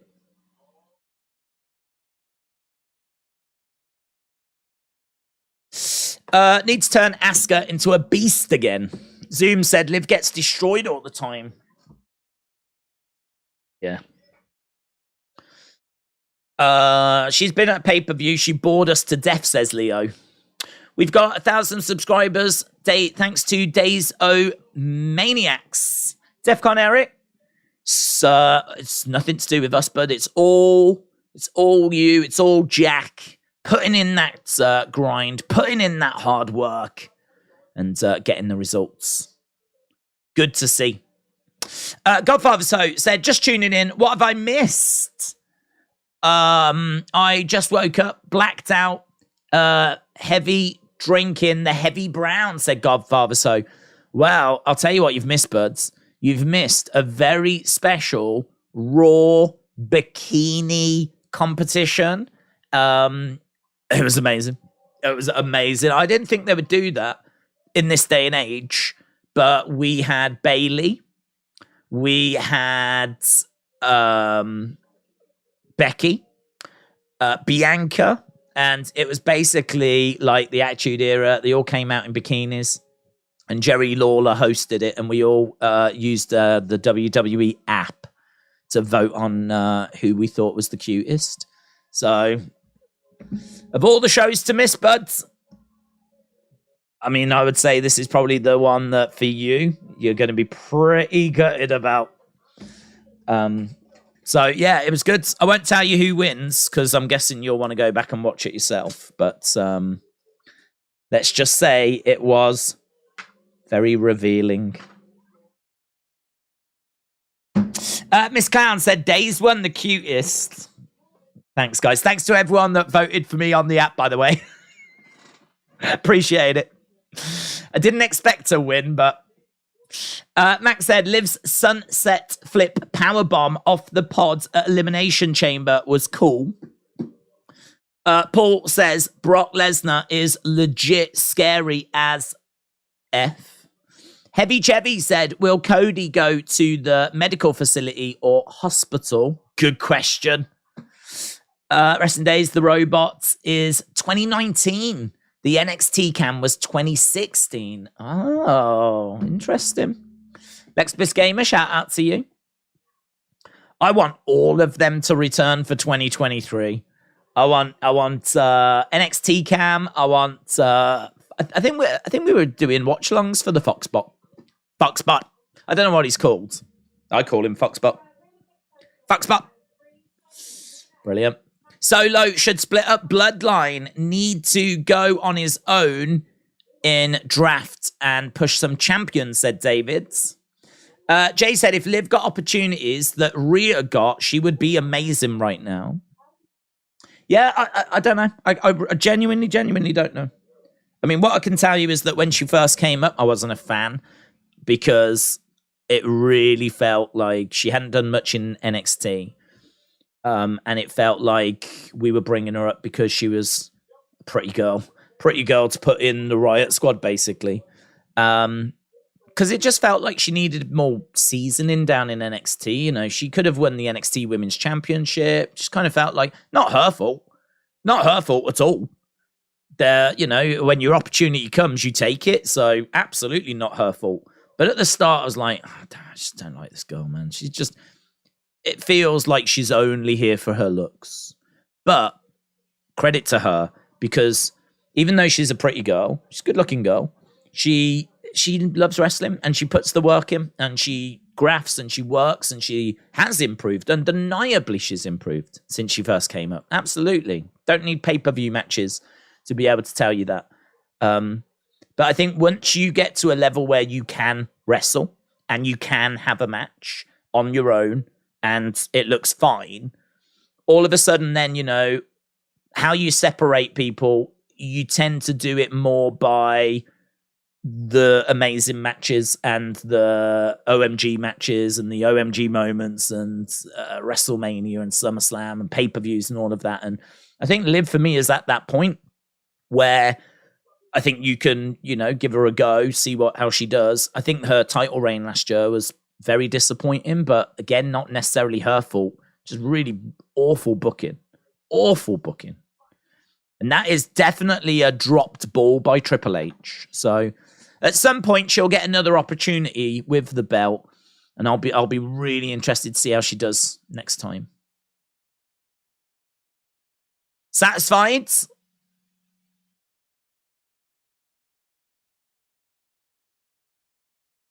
Paul Heyman asking.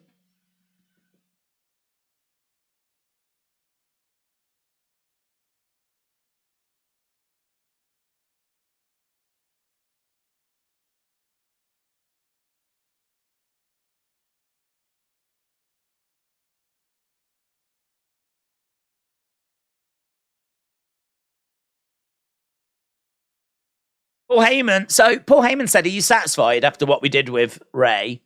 And Finn's like, It's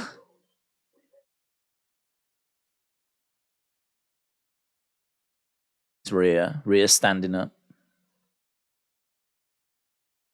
Bye, Paul.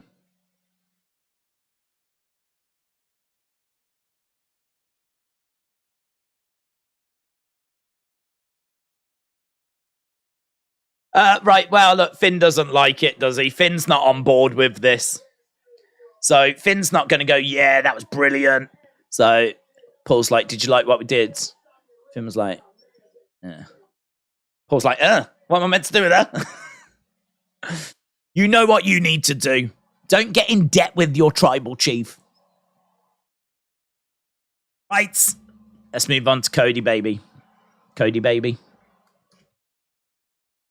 Adrenaline in so everybody wants to know. Any update on the Raw third hour being edgier? I haven't seen anything, but no, I haven't seen anything.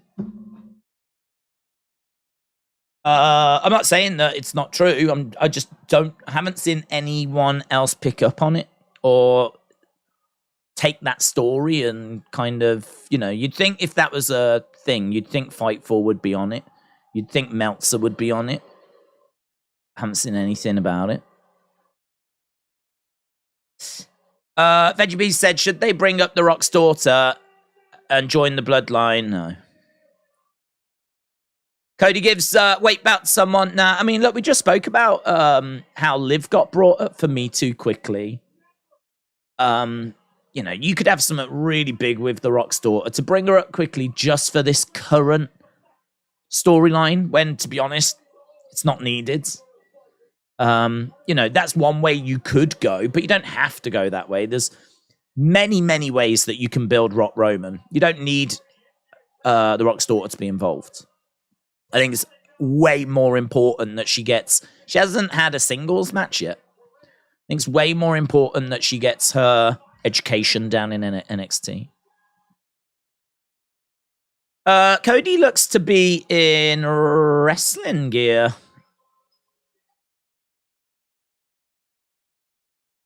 Okay, Cody in the ring. I think people were a bit about his promo.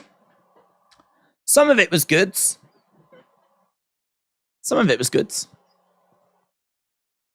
Cody chants. Cody. Let's go, Cody. Little Rock. So, Little Rock, what do you want to talk about? I know exactly what I want to talk about. Go ahead. Bring yourself out. Come to the ring. Brock Lesnar. We're starting the second hour hot, baby. We're starting the second hour hot. Oh. You're not Brock Lesnar. It's Adam Pearce. I appreciate the spirit. I can't let you do that.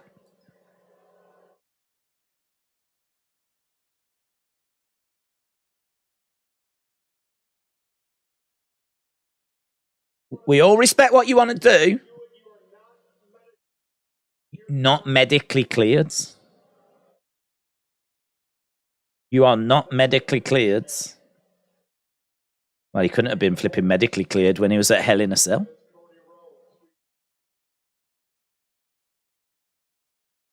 We want Brock. We want Brock. We want Brock. We want Brock.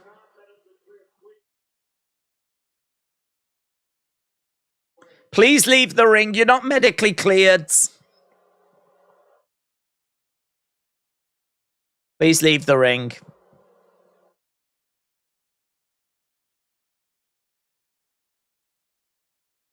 Cody, with the microphone.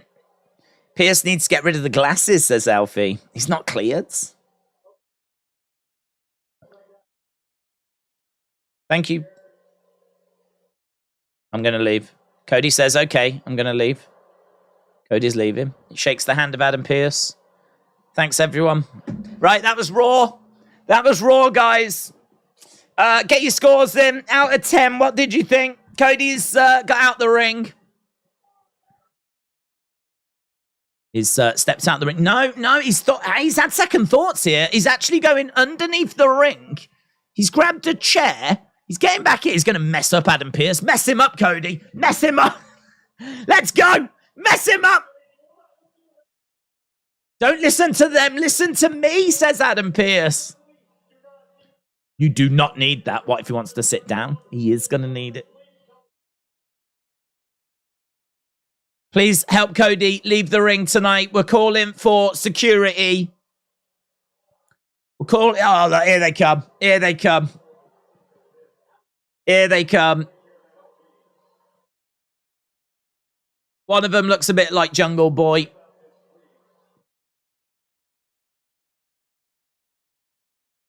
This doesn't have to happen like this.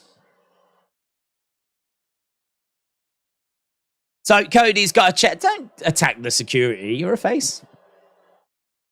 Ah, here's that beast. Beast, beast, beast, beast.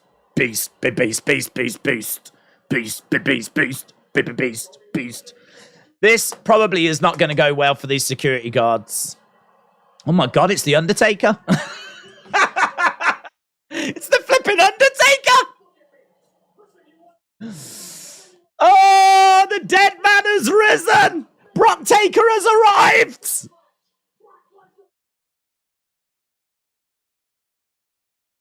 Adam Pearce has made the match official.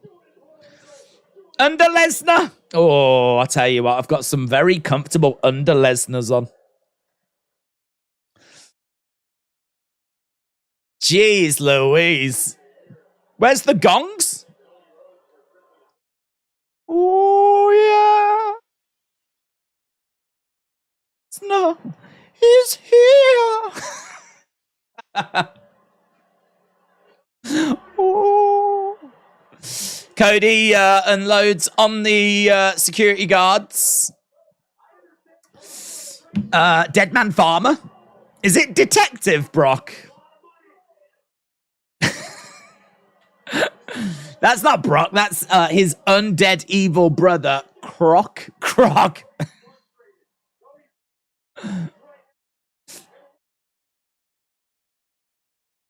you know what I need? I need to tweet out. I need the Spider-Man meme.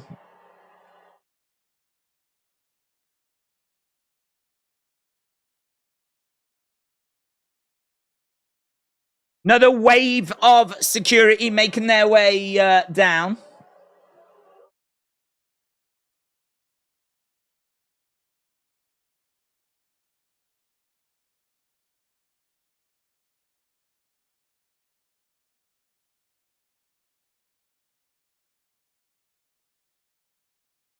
Let them fight. Let them fight. Let them fight.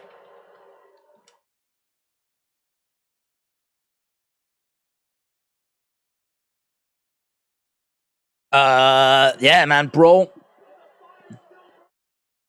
Cody is walloping the security guards. There's like 1 billion people on the floor.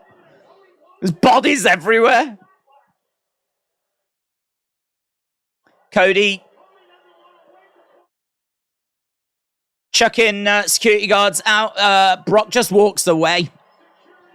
Big shot there by Cody. Cody just unloading, man. Cody just taking all his frustration out. At what point is Adam Pearce going to look at this security and just think to himself, like, I need to stop hiring these guys? They are absolutely useless. They are beyond useless. There's no word of a lie. There's about 20 guys down. It looks silly. I understand making the wrestlers look strong. I'm all for it.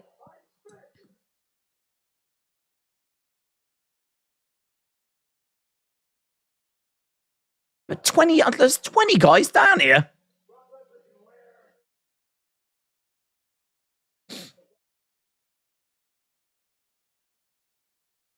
I grew up around cowboys. You are not a cowboy. You are a coward.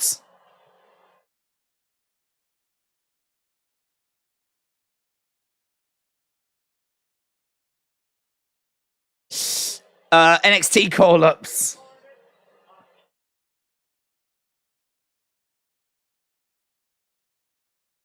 No, it didn't. Well, thanks for coming, Brock. Earned his money tonight, didn't he? Hey?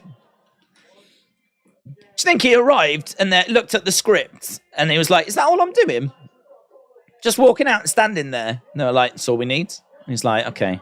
Can I do it dressed as Undertaker? Sorry, what? You want to do what? Sorry? Perhaps he went through a list. Perhaps he was like, okay, can I do it dressed as Ultimate Warrior? And they're like, no? Okay. Can I do it dressed as Macho Man Randy Savage? Oh, yeah! No, just go out dressed as the cowboy. Just do that. Yeah, but you've literally, look, Brock walks out, stands in entranceway. That is literally all I'm down to do. Can I not do anything a bit more exciting? No, just literally, that's all we need. Undertaker. Let me dress as Undertaker then. Yeah? Come on. Come on. I've got the hat. I just need the jacket. Come on. Yeah?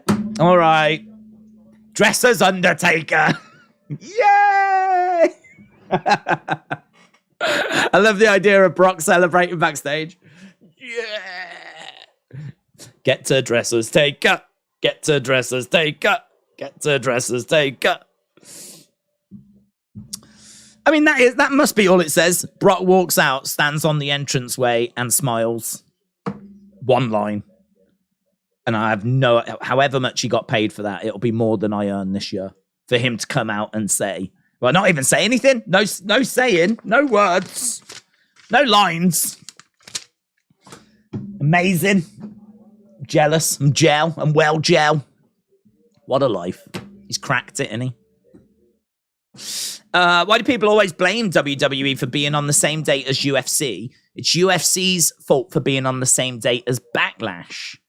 Well, it's because WWE used to be on a Sunday and they moved to a Saturday, whereas UFC, to my knowledge, has been on a Saturday all the way along. So it's WWE that moved. WWE signed an Impact star. The Brock father. I want to be a job for a security guard. Are you weak and feeble?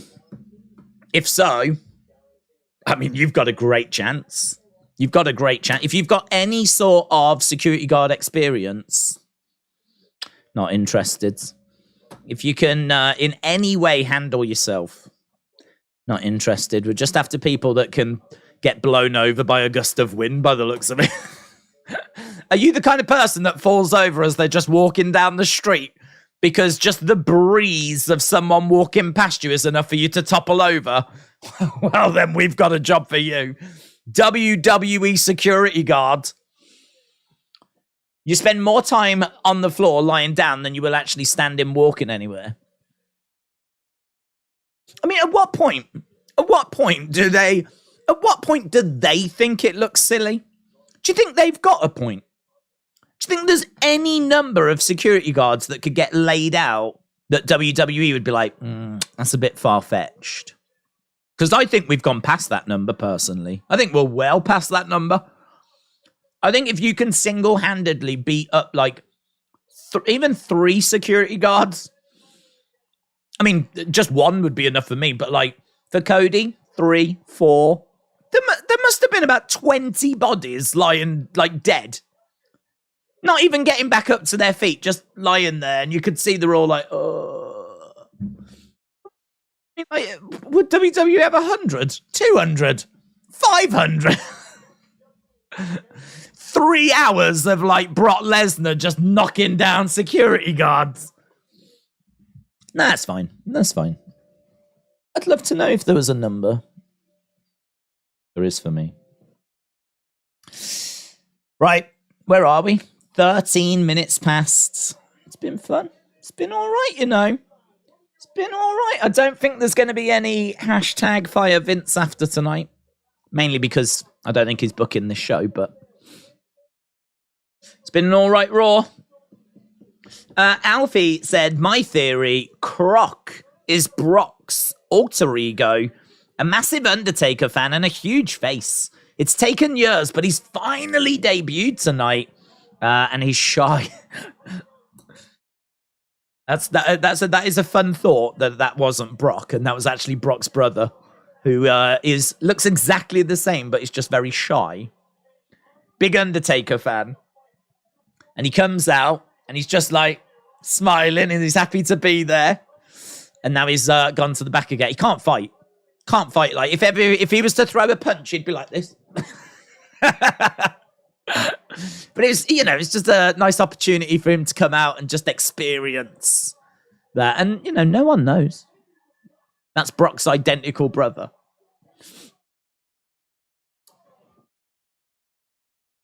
That's how he would fight. Still look better than some of the shots I see in AEW. Here he is backstage. Oh, under Lesnar. Brock Taker. The dead farmer.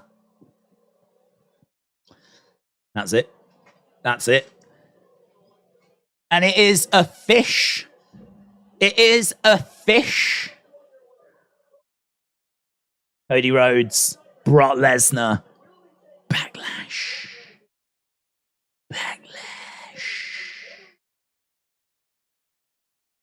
Nice. Mitchell, hashtag defend WWE security. I know, man. Who's applying for that job? We haven't seen a single security guard stand their ground. So why would anyone think that they would be able to? I don't know why anyone would apply. You can't even say to your friends, did you see me on TV? Because if they say yeah, well, what they saw was you getting smashed. Here's the Miz. As the security would roll. Let's go. Do you remember that security woman from like Best Buy or something? I don't know if it was Walmart or Best Buy, but there was someone that stole something, and there was CCTV footage of the guy trying to get out, and as he tries to get to the side, she like bang smashes into him. He went like Keith Lee, Adam Cole, proper Keith Lee'd him like this, and he went flying. That video went viral, and the UFC hired her. So I mean, these things do happen. It was like a clip that went super viral, and now she works for the UFC as a security guard for the UFC. Even she would be getting laid out there by Cody Rhodes. Pop. Right, Seth Rollins. It's defund, not defend. Oh, was it defund? Defund WWE security. Defend them, defund them, do whatever you want with them. It ain't working. I remember that. Her name is Big Chungus. Is it? Is that her name? That's her actual name. That's the name her parents gave her. Big Chungus. Is that her name? Is her name Chungus and they just call her Big Chungus? I don't know her name. If that's her name, God bless her. I hope she's well. Miz and Seth are underway. Cody has as much staying power than anyone in wrestling, and going after the WWE Championship is a great long-term story, says Troma. Is Seth still wearing his WrestleMania 33 gear? I believe so, yeah. I mean, he doesn't wear it every week, but it's one that's in rotation. I tell you the one that I love of Seth's. I really love it. It's my favourite one of his. And he's had some great gears, but I love that black one that's got like they're like, it looks like static on the sides, you know, like on a TV. I think what they are like little gems or something, but I look at it and it always looks like static to me. And then it's black and it's got like lines of color, little thin lines of color on neon. I don't know. I just love that gear. It just really pops and stands out, and I really like it. His Shield attire is iconic, and people back in the day loved. Do you remember the white gear he wore? I want to say 2015, SummerSlam maybe. I think it might have been him and Cena. I don't know, but I can't remember. I'm going back too far. But it's that white gear. People loved that. I remember when Mattel released it as a figure, people were wetting themselves. People love this though as well. This is quite iconic, but he does wear it quite a bit. Suicide dive. Seth's music is what's over, not him, said John. They should have a security battle royal to see who the strongest is. Dude, they'd struggle to get in the ring. They'd be like trying to get, even just pulling themselves up on the ropes to get into the ring if there was no ring steps. There'd have to be ring steps everywhere. Because if they were trying to get in the ring, they'd be like flopping over. Like not even strong enough to like pick themselves up. Trying to launch himself there, Seth, at Miz. I tell you what, this match has started at quite the pace. Oh, quite the pace. I hope to Jesus they never change Seth's theme, said JM Such a shame the Crucible didn't hire the Dudleys as security. A nice 3D for that protester, says Stu. I think I'm the only one who's not a fan of the white gear, said Austin. That's interesting. How do I feel about it? I don't mind it. It's not my favourite. I'm looking to see if I've got the figure of it. I think I do. Yeah, I do. I'll get it.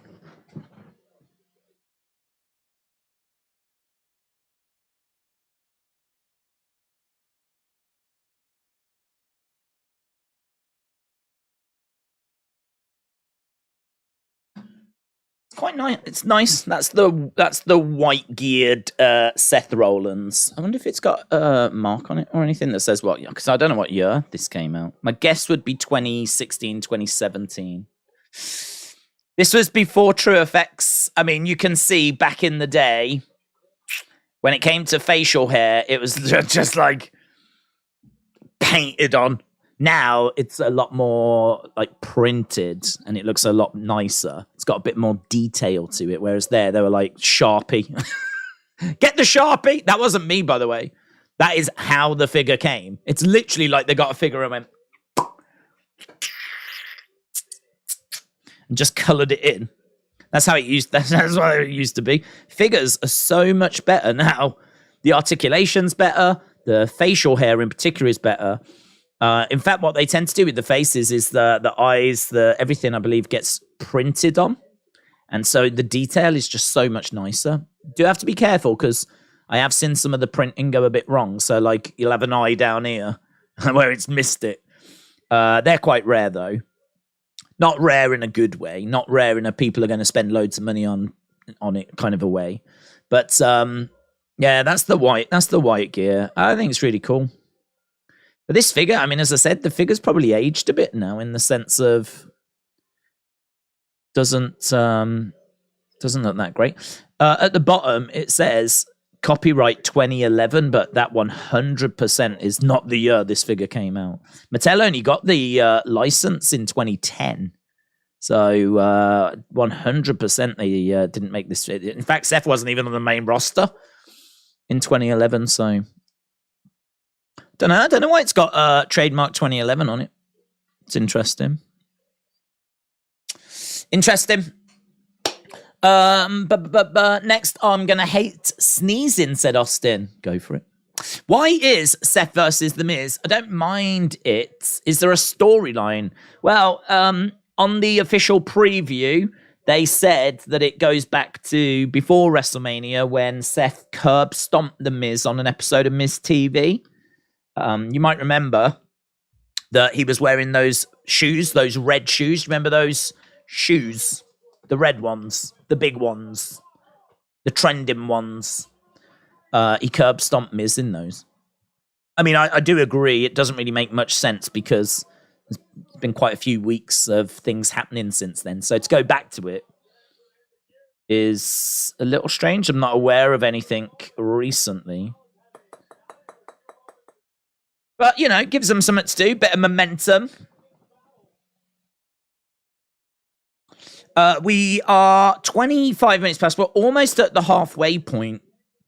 Even trying to get everything that's happened so far into a 1 minute review is going to require superpowers. Trying to get everything that's happened so far into 30 seconds might actually be impossible. We'll find out. Night of Champions would be 1,000 days, said Triple H. Triple H, shout out to you. I think you're doing a good job. Keep being you. Troma said, I think Logan Paul should be on TV more and be the leader of a stable that aims for big money matches and titles. Paul, Bad Bunny, Miz, LA Knight, said Troma. Cover by Seth. Shoulder up. What if Roman brings his new version 3-minute warning? Said Inside Out and again. Let's go. James said, all figures look great apart from the Bret Hart ones. They can't get him right. That's true. Yeah, I completely agree. They can't, for some reason, Bret Hart, they just cannot get his face right. I also think, I haven't seen any recent ones, but I've also felt that way about Macho Man. Macho Man looks really good when you've got glasses on him, but once you take the glasses off, the face doesn't look right. Doesn't look right. I don't think they can get the Macho quite right. I think they've had a bit of difficulty with Shawn Michaels as well. And definitely Bret Hart. Some of them are really good, though. Ultimate Warrior looks great. And as I said, now they've got the True Effects. I think they've really come on. But, yeah. I'd actually say now would be a good time to get into figures. Believe it or not. Even though you've missed out on a lot, they have started to do greatest hits and kind of go back and re-release a lot of the old ones. And to be honest, like the old ones, the quality is nowhere near what they are now. Things improve, don't they, over time? So, you know, figures from 2010, going back nearly, 13 years ago. You know, that would be like in the year 2000, admiring figures that came out in 1987. So, like, 13 years is quite a while. That's how long Mattel have been doing it. To kick out by Seth. Alfie said, I've sent her a real early member stream video. Okay. Oh, yeah. And that video as well that I put out. So, I was going to mention that. Theme.co.uk got in touch with me and said, was I interested in like offering a competition to you guys and discount codes? And I was like, yep, let's go for it. So for clarity, so that we're all on the same page, I didn't get paid for that. It's not, I don't even know if I have to put hashtag ad, to be honest, because I didn't get paid for it. But literally, they got in touch and said, do you want to do a competition? I was like, yeah, people love competitions. And do you want to get have a discount code? Yeah, people might find that useful as well. So there's a little short that went on the channel earlier today that's got a competition, and a discount code, Wrestling Days 20, like for our community, which is really cool. So feel free to have a look at that if you are interested. I saw people have already been entering. I've seen a few emails coming through, which is great to see. So all details are in that. Right, we've got Seth in trouble here. He's in a figure 4. Seth gets to the bottom rope, and we're going to break this hold. Figure 4 is released by the Miz. Miz dragging Seth into the middle of the ring. Little roll up there by Seth. 1, 2. Kick out. Seth up on his feet. Forearm. I tell you what, crowd have been good tonight. Crowd have been really into it. And it does feel like these two have said, should we go out there and put on a bit of a banger? Because this has been a fun match. I mean, they really have not phoned this in at all. Oh, man, some of them DDTs are moody, man, from the Miz. Shoulder up there by Seth. Miz really hammering Seth Rollins. They have definitely come out with the intention of stealing this show. Definitely. Miz, just looking at the replay. It's a banger, man. Oh, this is awesome, chant from the crowd. And I've got to say, deserved. They've been fighting on the outsides. They've had a hell of a pace. They really are both trying to pick up the win here. So even though this match might not mean anything, they're like, nah, man, we're gonna make our minutes count. And you love to see it. Miz is going up. So up top, looks like the Miz is going for a skull crushing finale. He's on that middle rope. Couple of back elbows coming in by Seth. Seth is going to go for some sort of superplex. He's got it. Oh, man. Superplex into Falcon Arrow. Gets it. Seth freaking Rollins. Ready for the curb. Connects. 1, 2, 3. Great match. Great match. Banger.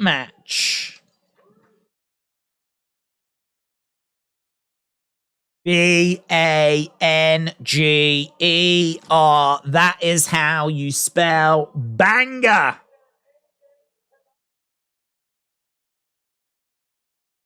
Seth Rollins and The Miz just put on a banger.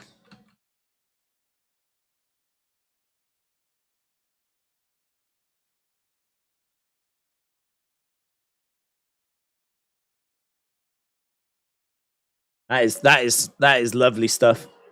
Lovely pace. Fighting on the outside, all around the timekeepers area, bringing it in.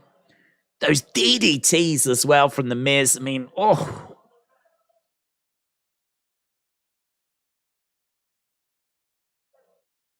That is a really, really good match.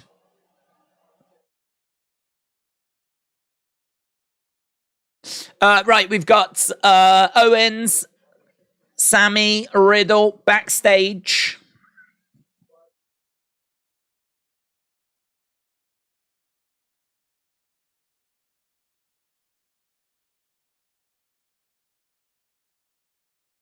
Riddle's had some ideas.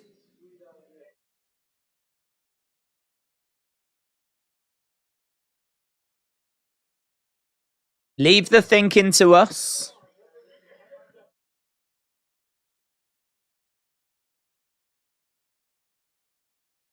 If he's going to help us out, he deserves to have a voice.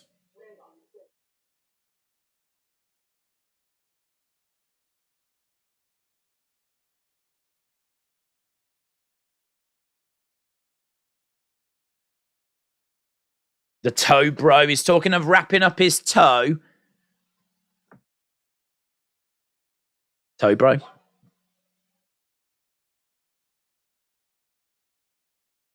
It's an idea. Kevin said, this is stupid. This is ridiculous.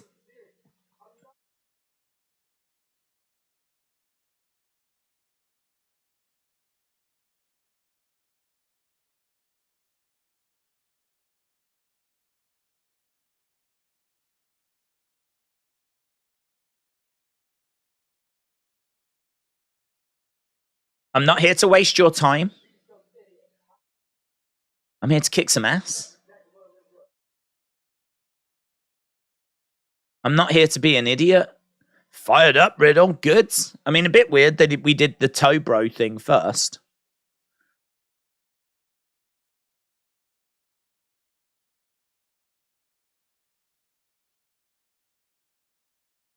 I think the way I would have done that segment is I would have had Riddle go to talk and then Owens going, no, I'm not interested in what this clown's got to say. He's probably going to say that he's going to wrap up his toe and do a toe bro or something along these lines, and then have Riddle go, no, I think you forgot what I've been put through, and then have Riddle respond. It's just a little strange having him do the whole toe bro and then out of nowhere just switch into like, you know, I'm joking. Do you not know what I've been through? I think what the second thing we saw from him there, that's the kind of Riddle I want to see. I know that there's a lot of people that really like Riddle and his bro and all that kind of laid back. I was thinking, bro, like all that kind of stuff. That for me has played out. I've seen it, right? I've seen so many of those segments that just haven't been funny and haven't worked. That a more focused Riddle, definitely down for that. Definitely down for that. So I like the second part. Well, I mean, toe bro, you know, whatever. But I like that second part. Maybe that's just a bit of a little glimpse as to where we're going to go with this version of Riddle now that he's back, you know. Okie dokie. Riddle is a great example, a role model for children not to vape, not to drink, or get high, said Roderick. I want to see a more serious side of Riddle, said Krista. I agree, a serious Riddle would be better, said Trini. Rob said, great match, but Rollins suplex off the top rope into Falcon Arrow lacks basic psychology. Anyone else delivers suplex from the top, they sell its impact. Rollins pops up and delivers the arrow. That's an interesting criticism. I mean, the thing I would say to that is that the move is obviously the impact of the move is meant to be on your opponent. It's not a move particularly that's also meant to hurt the person that's delivering it. Logic would tell you that they take an impact as well. But in wrestling, that superplex, really you're doing it like so that the momentum and the kind of, you know, the impact is felt more by your opponent. So for me, him delivering that and then popping up to deliver the Falcon Arrow, I can go with it. I think, if anything, like I would question more why you would want to do a move when there's so many moves that you could do. Why would you want to do a move that injures you as well as your opponent? That's the criticism I have of Montez and his frog splash. Why does he do that when he then spends the next 30 minutes afterwards going, oh, Jesus. It's like, mate, do an elbow. What, just do an elbow? If you're on top and you don't know what to do, just do an elbow. I mean, Macho Man, his career was great, and he just did an elbow. A flying elbow is a thing of beauty. You don't need to hit a frog splash and then spend half an hour going, oh, jeez, Lou, I can't breathe. Oh, I'm not going to eat today. I think I broke a rib. Oh, broke a rib.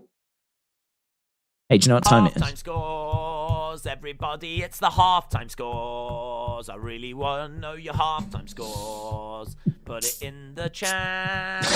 He'd break his arm during the elbow drop. Everybody, it's the halftime scores. Are you happy? Serious gaming. Serious gaming, shout out to you. Are you happy or you sad? Halftime scores. Everybody, it's the halftime scores. I should get that recorded. If I got it recorded, I could just press play then. Just sit here like this. Let's go. Lee said 5.5. Jake says 8. Arborus says 8. Kaz said 7. Serious Gaming says 7. Donald said 7. Mole Jam, shout out to you. Virus, 8. John said 8.5 because of Seth and Miz. 8. Mate says Shannon. Shakeem said 5. Greg says 8. Kyron said 7. Mikkel said 7. Snipes from below 21 says 8. Donald said 10 out of 10 for the song. LS Dub said 6, 7, 5. Oh, is this show not giving you a warm embrace this evening? 6, 7, 5. Rob said 8.8. Terry says 8. I miss when Undertaker walked on the ropes, says Ryan. I'm Kyle said 8.5. Did you know John Morrison had a boxing match? Yeah, do you know I didn't know he was having a boxing match? I hadn't heard anything about Creator Clash 2. Hadn't heard about it. I knew it was coming, but I had no idea it was at the weekend it was. And I had, until the day of the show, no idea that John Morrison was on it at all. Not once did anyone mention it. I'm not blaming you. I'm just saying no one spoke about it. I didn't know about it. And I knew that Creator Clash 2 was coming. But I mean, I don't watch those channels, you know. I don't watch those YouTubers, so I'm sure they might have mentioned it on their channels. So yeah, I saw that he knocked out his opponent, and there was like Hacksaw Jim Duggan was there, and like all these wrestlers came down to the ring. Obviously, Taya was there, his wife, and I don't think The Miz was there. I don't know who else was there, actually. I saw a whole plethora of wrestlers coming down. I saw Hacksaw. Oh! But yeah, apparently he won and then called out KSI. He's after that dollar, ain't he? I don't blame him. Don't blame him. What is WWE going to do with tag champs in Saudi Arabia since Kevin or Sammy don't go? Are the titles being defended? I feel like they're already teasing a split, said Justin. Yeah, they could split. I mean, I don't think they are staying together long, and I don't think they should stay together long. So yeah, they could be teasing a split, but equally, you can easily just write them off the show. I know every belt gets defended, but if they get attacked, which means they aren't going to make it to the show now, they can still keep the belts and just not be at the show. So I don't see it as a problem, to be honest. I think you can easily put a card together without them and keep them as champs and just write them out somehow. Or you can split them and, you know, boom, done. Maybe they'll separate in the draft. Maybe Kevin Owens goes in one direction, Sammy goes in another. Right, coming up, Trish is going to explain why she did what she did. I would love it if she came out and she's like, I've got the biggest crush on Seth Rollins. I love him. I've got pictures on my wall. I love him. I want to be with him. And there's only one woman that's standing in my way, and that is you, Becky. Let's go. Let's go. By the way, I would not book that if I was booking this show. But I still think it's hilarious. Right, last week, Bob, Bibbidi Bob, and Bronson Bob. Bib Bob and Bronson Bob. Brawling away. Are we going to see Bronson get involved in this non-title match? It's going to be Bibbs versus Theory. Becky, if you were single, I would date you if you need love and not my bloodline, said Jax. Having Bianca on the show is 10 out of 10, says Jay. Jim, shout out to you, buds. Trish turning heel was beyond dumb. Days, was AJ and Amos great or worst made-up team until they broke up? Did Gallows and Anderson react to them? Imagine if Amos and AJ reunite and the OC join them. Would that be a great force team, said Jasmine. I think the idea for Amos and AJ was fine because if you don't have any... We said the other day, Roman was going to retain, right? I think Roman was going to retain until Cody at WrestleMania. Now, clearly that wasn't the plan. The plan was to go beyond that, but I felt, that there was a chance that we were waiting for Cody. When Cody got injured, I didn't know what the plan was then. Was Cody going to make it back for WrestleMania? I don't know. I didn't know. So it did make things interesting when Cody got injured. And then that definitely, with how big they went with Drew and Clash at the Castle, I did get sucked into the idea that, right, I think they could put the belt on to Drew. But anyway, by the by, AJ just wasn't in the mix, was he? He wasn't in the mix. So we know that AJ wasn't in the mix, wasn't around the title. So the question becomes, what do you do with AJ Styles? And the answer they came back with was try and use him, one of the best wrestlers we have, to just spend all of that time with Amos and just have Amos kind of sit under the learning tree that is AJ Styles. So Amos can be at ringside. He can watch AJ work. They can talk about the match afterwards. They can be on the road together, around each other, talking when they're eating, coming up with ideas for finishes.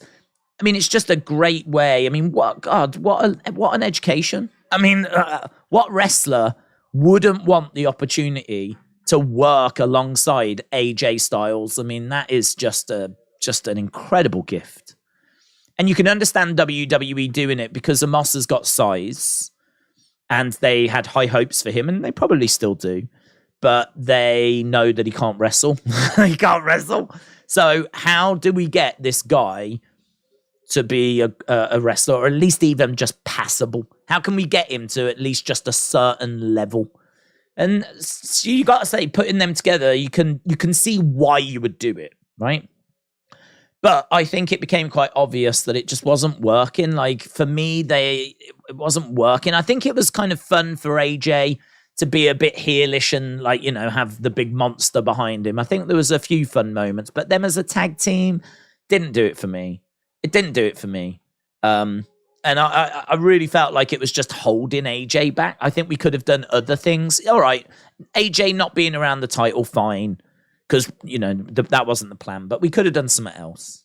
So I have to look at it and say, it didn't work. I think we could have done something better for AJ. But I get why they did it. So I would say it didn't work. Could you imagine Amos joining up with OC? That would be pretty good, to be honest. I'd be down for seeing it. I think Amos needs something. I don't think Amos is good on his own. I think he needs to be in a group. So for me, you either put him in the Hurt business, or because of his history with AJ, try him with the OC and see if that's any good. The only thing I would say is he feels like he fits a little better in the Hurt business, just because in the OC you've already got Gallows. Gallows has got that role of being the tall big guy, right? So Anderson's the technician. AJ's one of the greatest wrestlers ever. He's on the smaller sides. And then you've got Gallows. So if you put Amos in that group, you're sort of taking away what makes Gallows special. In the Hurt business, don't really have that. Because you've got Bobby, who's the leader. And then you've got, Shelton and Cedric. Neither of them, they're very even. Neither of them is a big guy. You wouldn't look at, one's a newcomer, relatively, and the other's a veteran. But they're both about the same size. Neither of them are giants, are tall. So I feel like you look at that, Amos could be that enforcer. And actually, him being at ringside for Cedric and Shelton to have tag matches, and Moss being there for like in Bobby's corner, but Moss having his own matches as well. Like I think that's an interesting dynamic. So I think I'd be more tempted to go Hurt Business. I think Bobby needs Hurt Business. I think Cedric and Shelton need Hurt Business. I think a Moss needs a faction. Put the four together. I don't know why we're not doing it. I don't know why we're not doing it. I really don't know why we're not doing it. I feel like there must be a reason why we're not doing it, but I don't know why we're not doing it. But he could go OC. I mean, that history he's got with AJ's fine. Wrestle with Andy said, put a Moss in Maximum Male Models. He's got a name like already, Marseille, Mansoir, or Moss. It already works. You don't even need to change the name. You're absolutely right. Absolutely. It's right there in front of our eyes all along. Maximum Male Models. Imagine him coming out in Speedos. Imagine that. Go on. Imagine it. Right, here's A-Town Down. A-Town Down. Let's go. A-Town Down. All day. A moose, said Serious Gaming. A moose. Otis. O Moose. Mansoir. Marseille. Greatest faction ever. A-Town Down. Do you know what? Good luck following Miz and Seth. I don't know that they'll get the time, to be honest. What's that sign say, by the way? I wish I was green shirt guy. I was green shirt guy sign. Yeah. Goated sign. I wish I was green shirt guy. Yes. I saw the green smiley face earlier, and it did make me think of green shirt guy, but I didn't see the sign saying, I wish I was green shirt guy. Oh, goated. Oh, God, what a time to be alive. Amazing. Well, that's going up on Twitter. I would imagine Twitter is a buzz already.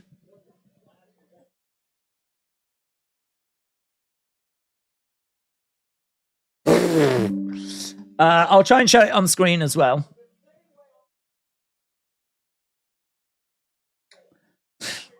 That's a great sign. I need to try and get that in my review. Right, we've got a...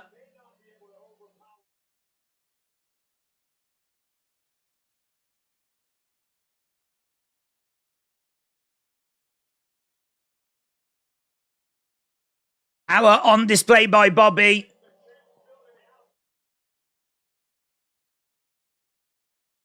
I wish I was shirt guy.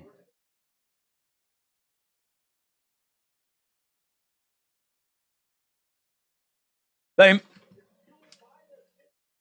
Right, let's show it for those that aren't watching. We are underway with Bibbs and Theory. There's Bibbs and Theory in the ring. And there in the background, you can see the I wish I was green shirt guy. Sad face sign. Very good. Very good. That's a good quality sign. I mean, you can see a bad sign in the background as well. You know, no shade, but I mean, there's too much text. It's not bright. Like, I can't make out what it says. The cardboard's folded over. I think it says all day, A-Town Down, Austin Theory, a couple of bits written in red. I mean, it's just a mess of a sign. You want to be big. You want to be bold. You want to go to the point. That's exactly what that is there. They've selected a lovely, perfect shade of green. You could go wrong with the green shade, but they've gone absolutely right as well. So the only thing I would say is I think they started the sign with a lot of confidence. Like, really, like, you know, I wish I... And then I don't know if the pen started running out, but I feel like they weren't going quite as thick for the rest of the sign. Like, it feels like their pen was running out. And also, now I'm looking at it, why have we gone so small on the word green? Look how much space there is. I don't think this sign has been planned out. We've gone... I tell you what, we've started ambitious, actually. Look how big we've gone with the I, right? We've gone really big with the I. And then for some reason, we've lost a bit of confidence with wish. But then we've got a bit of confidence back with I, but not as much confidence as the first I. Second I is smaller than the first I. Then, by the time we've got to our next row, we've gone, do you know what? There's no way we're going to fit this all on if I go as big as that first I. So we've gone overly small. Was green. Green definitely could have been bigger. Definitely could have been made. I think even actually we've joined up the E's. The two E. We've gone into like calligraphy. For some reason, we've decided to join the E's up here rather than go big, bold. Now I'm looking at this sign. Actually, it's a mess. It's a mess. Why have we not gone all caps? Why have we not gone caps? Why have we gone caps on the second I? I don't understand. So we've gone caps for the first letters of each word, like you would on a title. But like for some reason, like for a sign, why not just go all caps? I think what they needed to do is they needed to get a pencil. They needed to map this out a lot better than what they did. I think there was a question as to whether they could have fit shirt next to green shirt. I think that space was left for shirt, and they've looked at it and they've gone, I can't fit shirt there. I can't fit shirt. I've got to go next row. Because I would say that face is a little squashed, because I don't think they anticipated shirt guy being at the bottom. They've botched that. I can't even tell if that is like exclamation points next to the guy. There's something next to the guy, and in my mind it's exclamation points, but it might not be. I don't even know what that is. Don't know. Now I'm looking at it. It's still better than the theory one, top left. Still better than that. But yeah, they need to have a word with themselves. They can do better than that. You watch now. It'll turn out to be like a 5-year-old. I've sat here critiquing this sign, and it'll turn out they're like 5 years old. I wish I was green shirt guy. Oh, is it in what, speech marks? Yeah, but it doesn't have them at the start. No, it doesn't have them before the I. So if those are two like marks at the bottom, it doesn't have them at the start. Unless, is this the second part of a sign? Because there is another sign. Is this a speech? What's this? Gee, what's this, a rallying cry? I don't understand. Guys, this is a developing situation. We're going to need to keep an eye on this. We are going to need to keep an eye on this situation. This is a developing... Welcome to Raw. We have got a developing situation where we have got signs in the crowd, which I don't even know if they make sense anymore. I think they do. I wish I was green shirt guy. It's a lovely gesture. It's a lovely sentiment. But I don't understand some of the markings on the sign. I'm now starting to think this is Bray Wyatt. Now I'm starting to see Easter eggs. I don't know what some of the markings are. I think Bray is behind this. I think green shirt guy is going to be the newest member of Wyatt 6. I think it's going to be Bray. It's going to be Alexa. It's going to be Uncle Howdy. It's going to be green shirt guy. It's been, listen, we've all said Bray is a genius. He plants these seeds years in advance.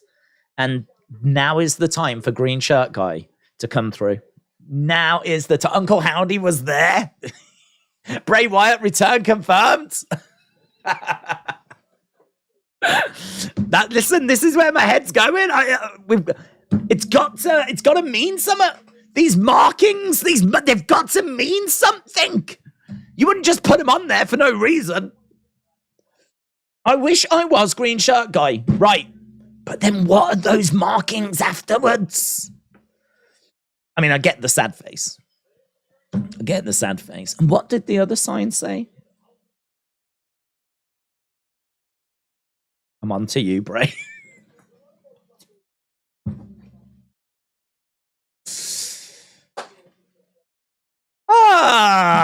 Markins are secret society 3-3. Bibbs is bleeding. Bibbs doesn't bleed. He's made of animatronics. There's no blood coursing through those veins, just oil. It was built in a lab. Side headlock by Theory. We've been at commercial break. Zachary said, new show idea. Days analyze and dissects crowd signs. Well, I feel like there was a lot to take away, subtract from that one. Bibbs is being out-wrestled at the moment by Austin Theory. We are knocking on the door of the final hour.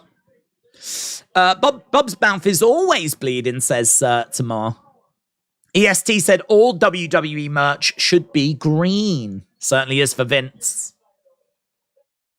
Here come the money. Here come the money. Money, money, money, money, money, money, money, money, money. Wonder how he's doing. Old Shane O'Mac. God bless him. One of the greatest WrestleMania moments ever. Maybe the greatest. Maybe the greatest WrestleMania moment ever. Shot coming in there by Theory. Bibbs back in the corner. Pace of this a lot slower than Seth and Miz that tore it up. Theory charging over, collides into Bibbs. Theory showing off to the crowds. Theory again going back to the corner, getting ready to charge over. Bibbs moves out the way. Theory shoulder tackles the ring post. Spent a little too long, didn't he? Duck underneath. Do you know something that has only just dawned on me? It's only just dawned on me. Never dawned on me before. And I still don't know if it's true. But I think on the front of Bobby's attire is a lock. Is that a lock? I can't tell if it's a lock or if it's just like, it might just be his belt buckle, but it looks like a lock. You know, like when you got a padlock and it's not locked. It looks like that. And I just looked at it, I was like, has that always been there for like the hurt lock?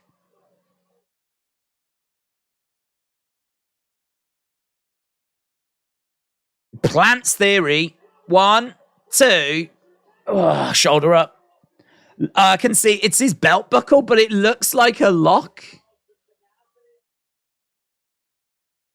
It's his belt. I think it's I only just saw it. I was like, no way, man.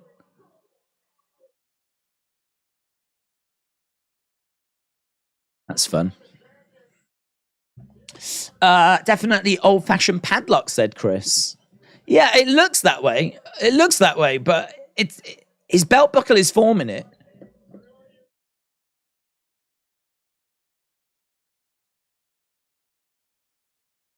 I'm trying to see it again. I want to know if he's done it on purpose, because he could have used his belt buckle as a way of still making it look that way, you know? Oh, here's Bronson Reed's. Bronson Reed gets involved. Bang! Collides into Bibbs. Bibbs goes down. Well, there's no decoding here. Look, Bronson in the ring. On the outsides. Gonna go for a big splash, maybe, by the looks of it. Well, it wasn't a splash. He just sort of fell off the ring. A big falling off the ring. That's what we got. So Bronson attacking Bibbs. Worth saying the Andre Memorial Battle Royal trophies at ringside as well. So Bronson attacks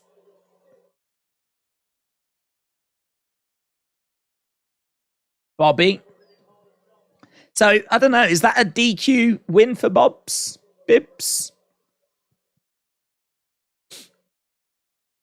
Don't know where Theory's gone. Theory's disappeared.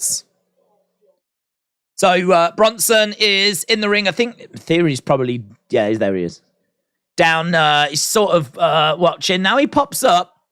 Hurt Lock's about to be applied. Ooh, kick to the back of the head there by Theory. Theory makes the save. Bronson Reed stares at Theory.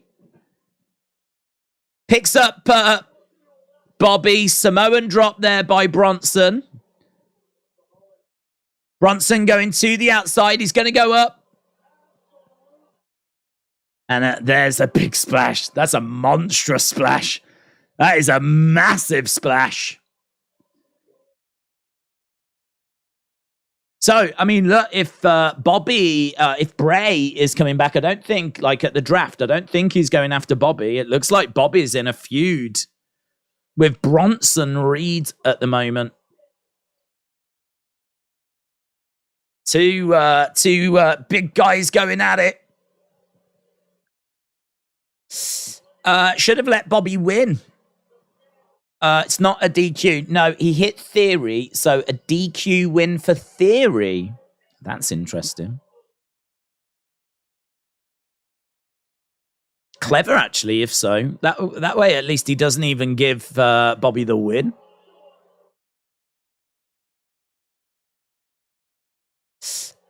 Days, you haven't noticed the Ten Hag photo next to the sign? No. Is there a Ten Hag photo? Look at that. I did notice there is a Man U fan in there, though. I saw a Man U shirt, so that would make sense, actually. Representing.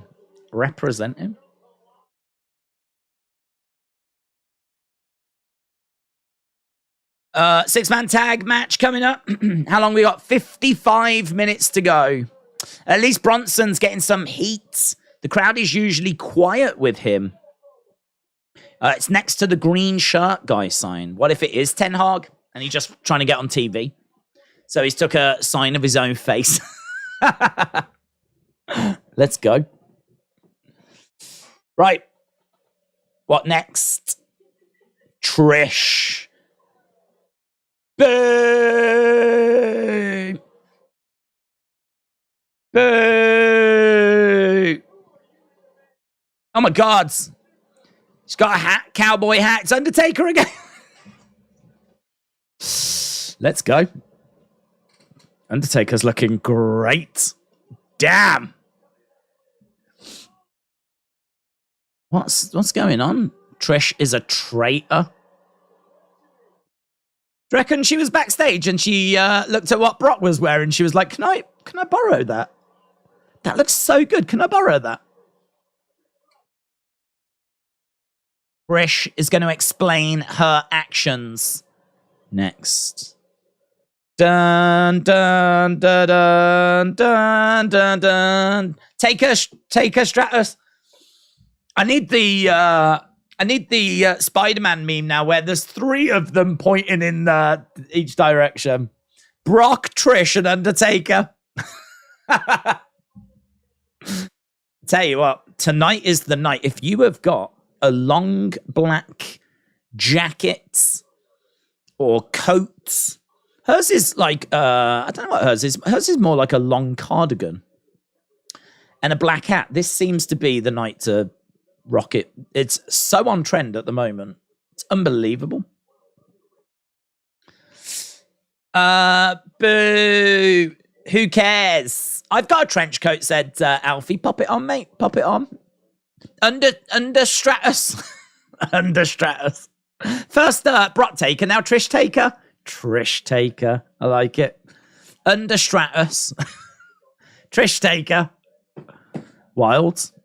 Looks like we're getting Big Booby Bronson versus Big Bibby Bobby, said Serious Gaming. Oh, I don't think I'll get away with calling him Big Booby Bronson, to be honest.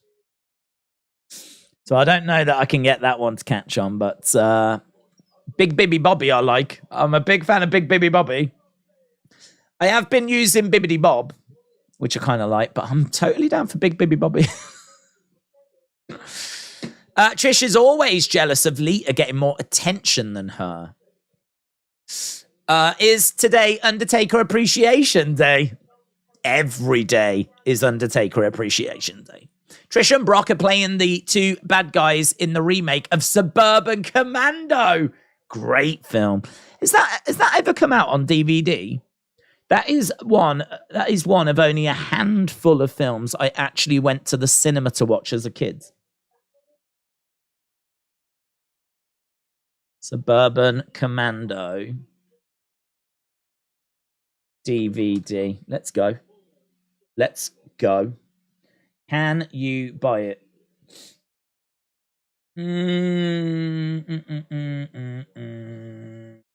Some videotape. You can get a print of the film poster.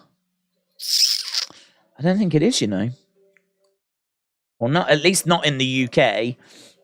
On eBay, they do a Mr. Nanny Suburban Commando 2-pack on DVD. £25 on eBay. £25? In this day and age? I think it got released on DVD in America. I don't think it's made it over here to the UK.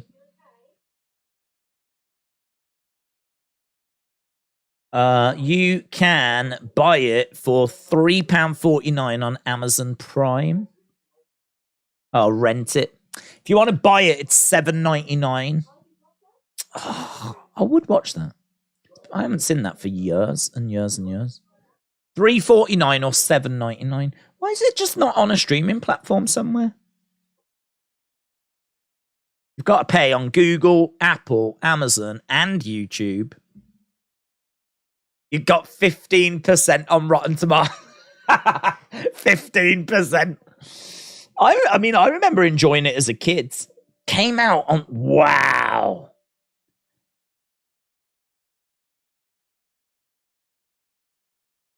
How does that make any sense? I got into wrestling.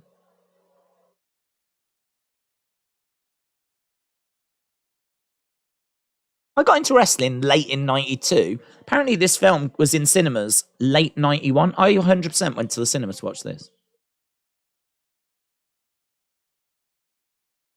So when did I get into wrestling then?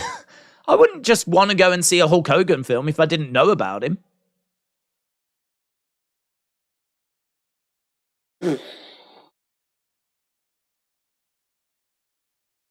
I need to look into that more, man. That might just completely change my whole when I first got into wrestling stuff. Definitely the first show I saw was Survivor Series 92. So why would I go to a cinema before that to watch Suburban Commando? Unless my mum just thought, oh, I reckon you'll like this.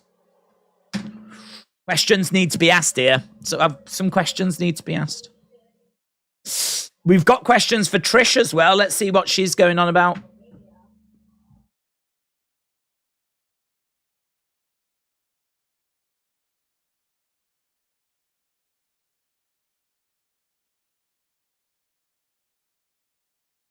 What?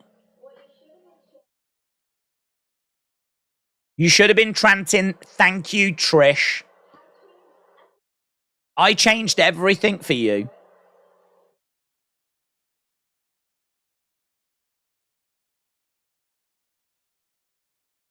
So, the Four Horse Ladies.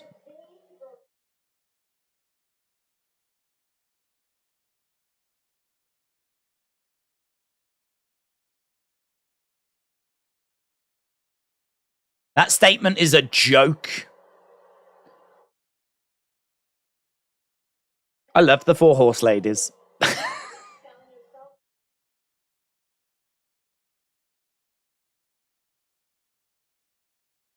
So Trish says that's a joke.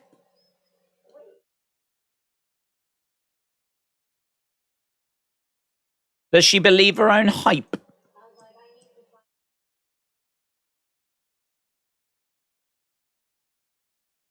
Do you know what? What is it? Not once did Becky say thank you. Not once did Becky say thank you for opening the door for me.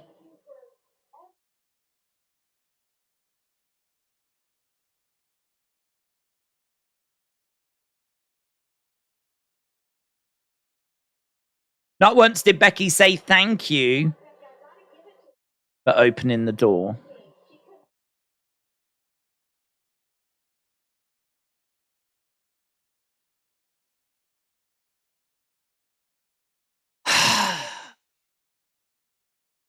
Triff speaking the truth. I think we're forgetting about Alondra Blaze. I think we're forgetting about Sherry Martel. I think we're forgetting about Wendy Richter. I think we're forgetting about the Fabulous Moolah, which is probably for the best.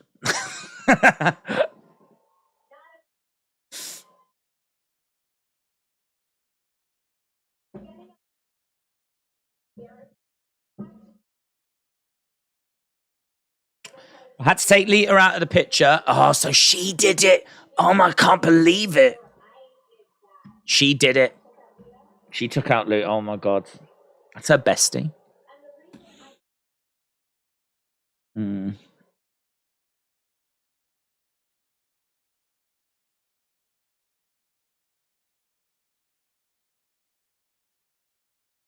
I needed it to be crystal clear that the person that screwed Becky out of her title was me.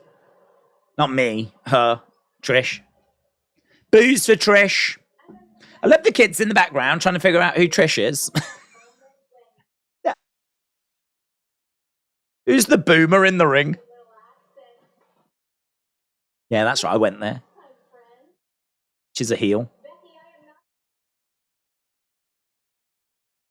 Becky, I am not your friend, and there won't be a next time.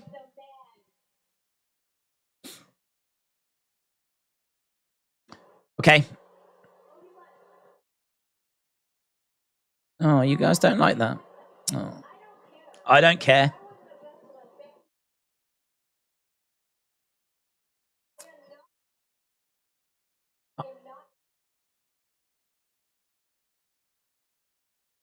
I'm not a nostalgia act, and I'm not your childhood fantasy.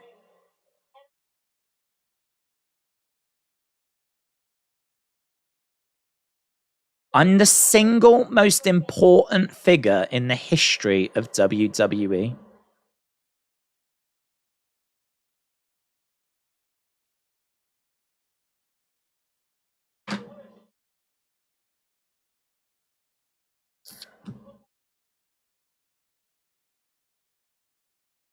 It's like someone's hot mom just got in the ring and cut a promo. Everyone knew she was turning heel. Trisha's got a cute voice, says Clown Show. Days caused Becky the belt. Love it, says Shaquem. After all the allegations about the Fabulous Moolah, maybe it's best we don't mention her. Maybe. I've never liked Trish, says Lone Star Friends. Well, I gotta say, I like a legend coming back and not just wanting to have the crowd just cheer them and, like, you know, I like, that's how we see legends come back, you know. They tend to come back and, like, be the faces because they're legends and they're playing on the nostalgia and everything, you know.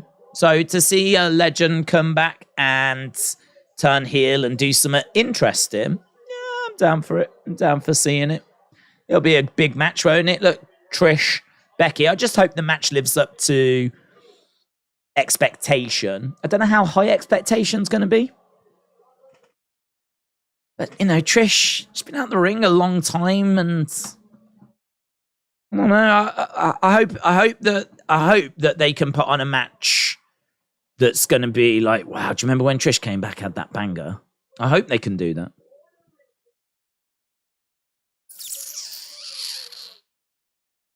Little bit monotone with the promo. I didn't mind some of the content of it. I completely disagree with her, like saying like that she started the women's revolution and all of this. I mean, it goes back well before her. She's part of it. It's a women's evolution. It's a story that evolved over time, and she is a chapter in that story, definitely. But if she's upset with Becky for implying that it all started with the 4 horsewomen, which also wouldn't be true, then, you know, she's doing the exact same thing by saying it started with her, but she is a heel. So, I mean, that's fine. If she was a face trying to make the argument that she'd started it, then I'd have a problem with it. But she's a heel, and that's exactly the kind of thing she should be saying. Here's Cody.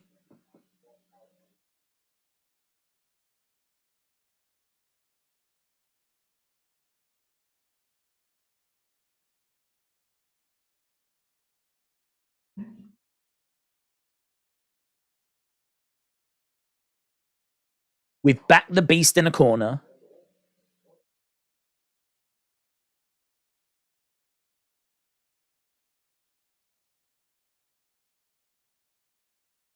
Thank you, Kathy. Okay. Oh, who we got? Raquel Rodriguez.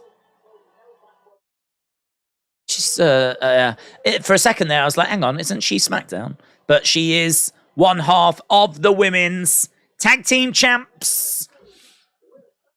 Spins it round. Shows off her back. She hasn't got those marks tonight. On Friday, she had those suction cup marks. I don't think they look good, man. They freak me out. Here's, what the hell is she wearing?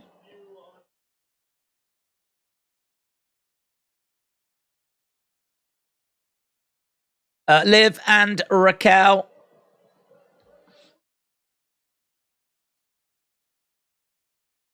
She's got gloves on.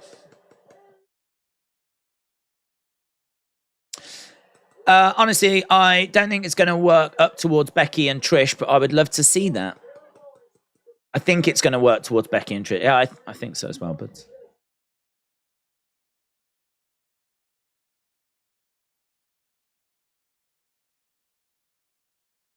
So...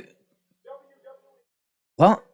Green and Deville. So Chelsea Green, Sonya Deville are going to take on Michin and...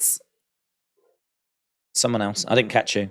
Right. I was going to say, these two ain't wrestling. They're in high heels. Alfie said, I've not been honest. I am the Undertaker. Makes sense. Makes sense, Alfie. It's all adding up now. I can't stand this tag division, said EST. Raquel, love eyes, love eyes, love eyes, love eyes, said Meave. Loopy Girl said, Liv always walks like she has to pee really bad. I mean, I can't comment. I have no idea. I have no idea how, and I know loads about women, but I don't know how they walk when they need to pee really bad. So I have to take your word for that. Alondra Blaze, Paul Nakano, Bertha Faye, Sherry Martel would all probably beat Trish. They were all really good. Paul Nakano especially. Well, actually, yeah. And, well, yeah. And just, yeah, because all of them women were super, super tough. Trained over in Japan as well. I mean, Alondra Blaze spent time over in Japan. And if you've seen some of like the training that they had to go through in Japan around that time, 80s, 90s, it's horrific. Some of the stuff that they were having to do, I mean, it's real. In Japan, like, professional wrestling is really serious. I mean, they have like dojos for training and everything, and you know, their training regimes, they're just brutal. They're just constantly like doing drills and hammering different moves and really working on their conditioning, their cardio, like their explosiveness. It's just, yeah, it's constant. A lot of that stuff's just not fun, to be honest. So, like, Bull Nakano, any of them women to come out of, like, All Japan, amazing. And as we said, I think Sherry definitely spent some time over there. I think being a female wrestler in the 70s, 80s, 90s, early 90s in particular, it's really hard, because you know that you're not going to get much opportunity, and what opportunity you do get, you've got to take it with both hands. I mean, those women are fighting not only each other, but against the perception that women shouldn't be in a wrestling ring. So that means that when they do go in a wrestling ring, you got to steal the show. You've got to be better. You've got to be more explosive. You've got to be more violent. You've got to be more technical. So, like, yeah, I mean, I love Sherry Martel. I don't think she gets the respect that she is owed. She was a great wrestler. And, like, think about what she did as a valet as well, how animated she was. The bumps that she would take. We've spoke about it before. I mean, she was getting, like, ripped off steel cages, chucked down to the ground. She was getting, like, proper stuck in. She was having her clothes ripped off of her and like constantly banging on the edge of the ring. Like, she was not someone that would stand on the outside and just be quiet and timid. She, you knew she was there. If you was a woman in that era, you had to maximize your minutes. Tough, technical, hard, hostile environment. And, these were tough women, man. I completely agree. So, yeah, I love Bull Nakano. Love that Japanese women's style, that era of women's wrestling. I just wish it had more TV time. Really do. I think some of the stuff they could have done would have been just so interesting, and it would have provided a different flavor. I mean, have you ever seen the Jumping Bomb Angels? Like, the Jumping Bomb Angels. That match from Royal Rumble 89, is it? Jumping Bomb Angels against Glamour Girls for the women's tag belts. 'Cause a lot of people don't know there was women tag belts back in the WWE back in the 80s. That is so good. Check it out if you've not seen it. They're doing moves in that match that the guys weren't doing in that era.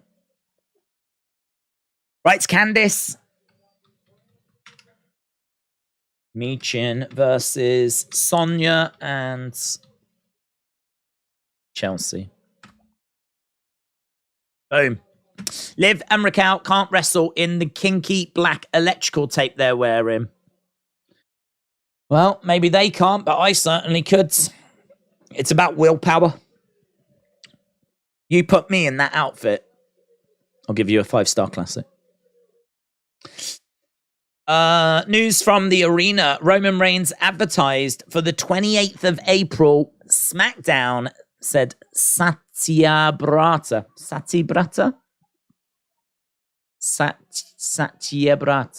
I hope I've said that right. Shout out to you, but interesting. Mae Young is the Betty White of WWE, said Justin. Days, I think Raquel and Liv are auditioning to be Maximum Models tonight. Let's go.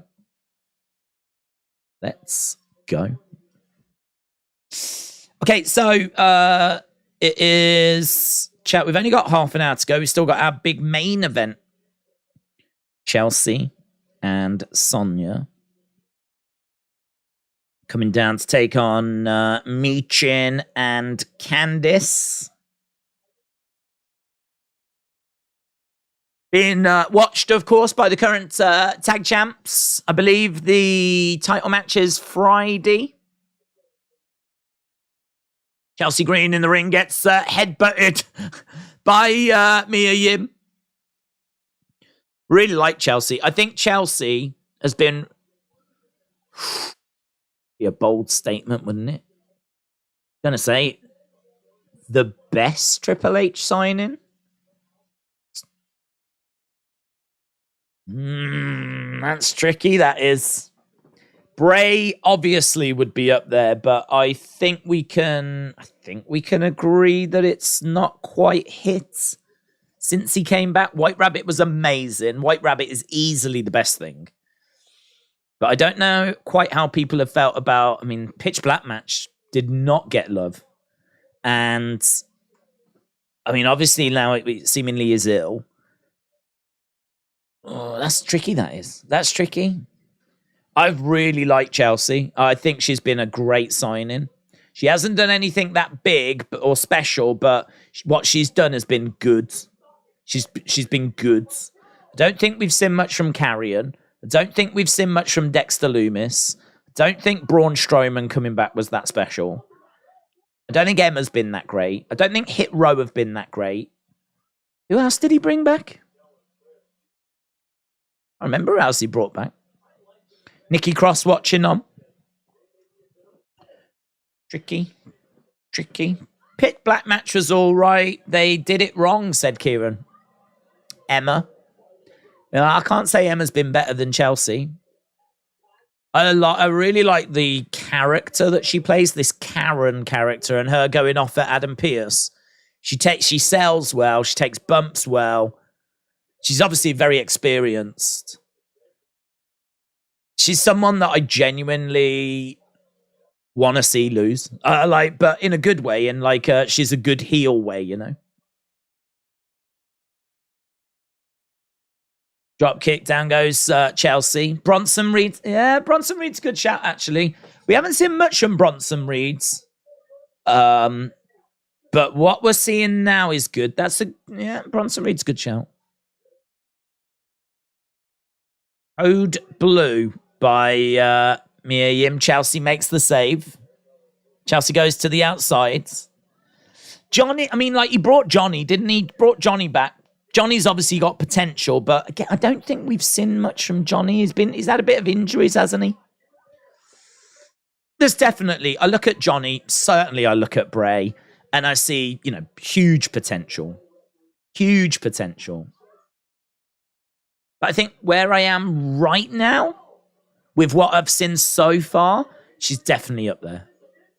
She's just got the pin as well. Managed to get the pin on Mia Yim, so not a biggest surprise that Sonya and Chelsea would win, considering they've got their match coming up.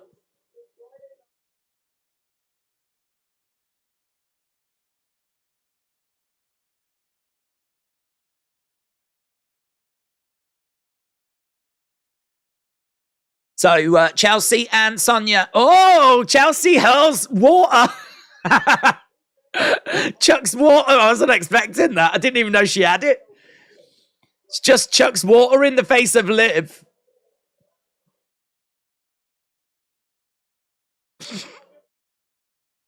Lol. She's drenched. She is drenched. I didn't even know she had it. Liv's like, you're kidding me.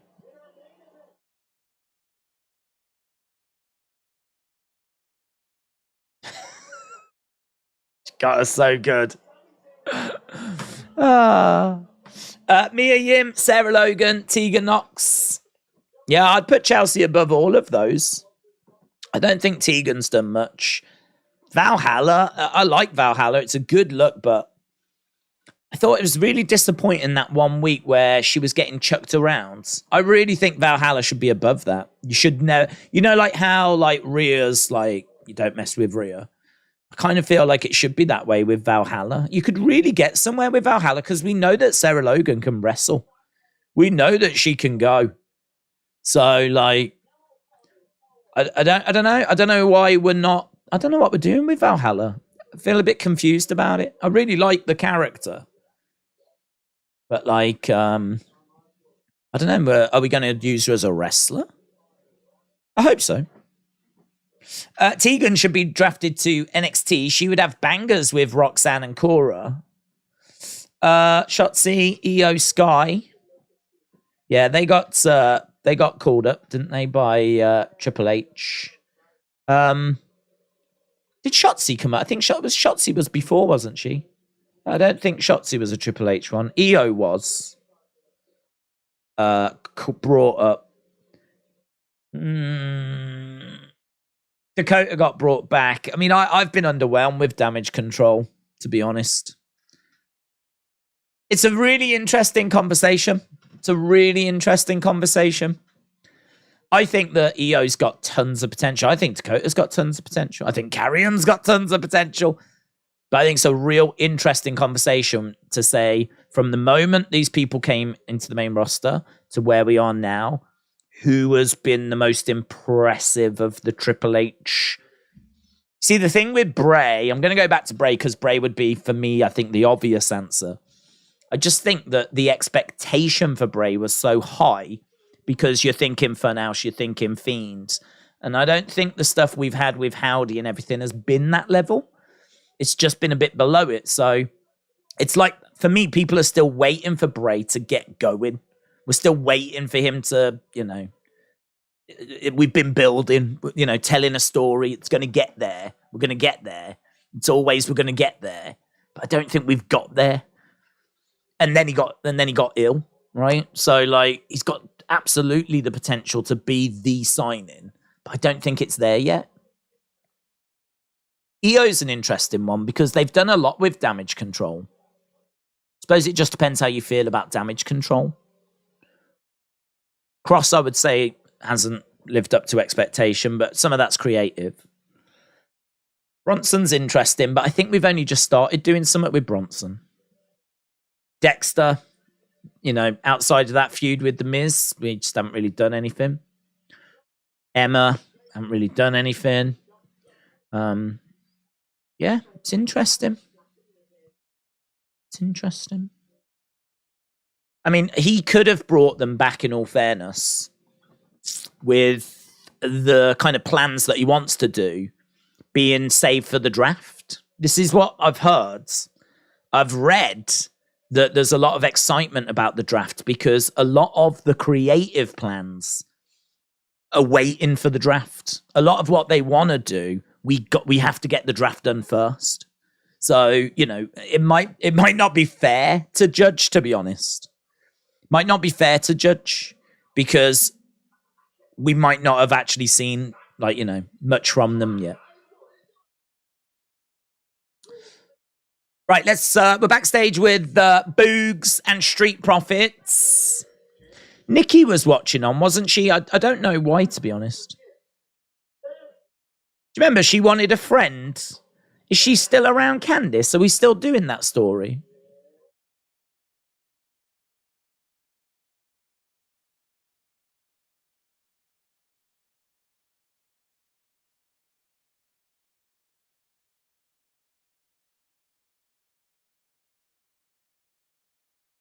Elias.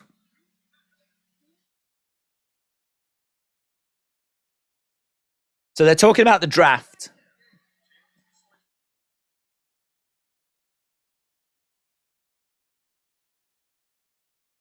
So Corbin was just reminding Street Profits that tag teams could be split up.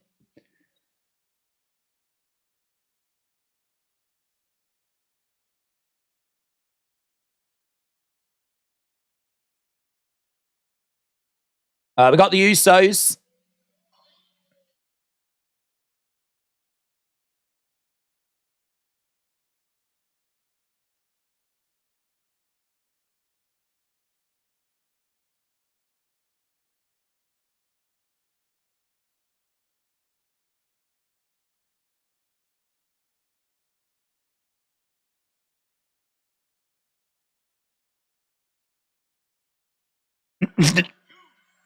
Nobody wants you, you suck. Akira Tozawa.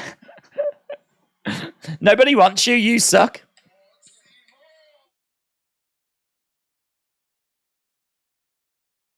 You the twos, we the ones. Triple H most impressive signing was the marriage contract with Stephanie, said BBBUC. No one wants you, you suck. So KO, Sammy, Riddle, Bloodline, Backlash.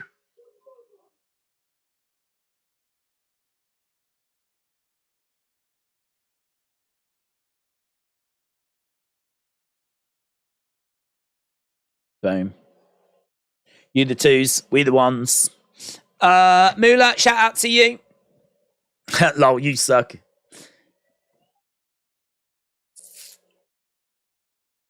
Okay, here's Judgment Day then.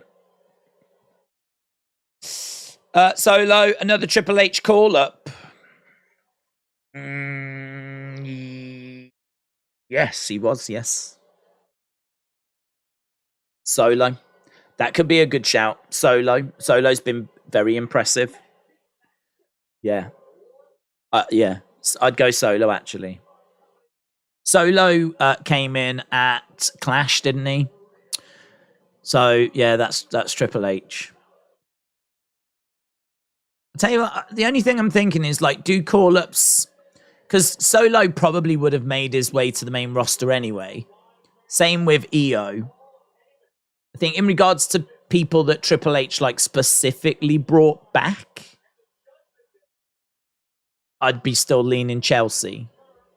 But I think if you look at everyone, I think the way that they've used Solo and the way they've presented Solo, it's been very good. Very good.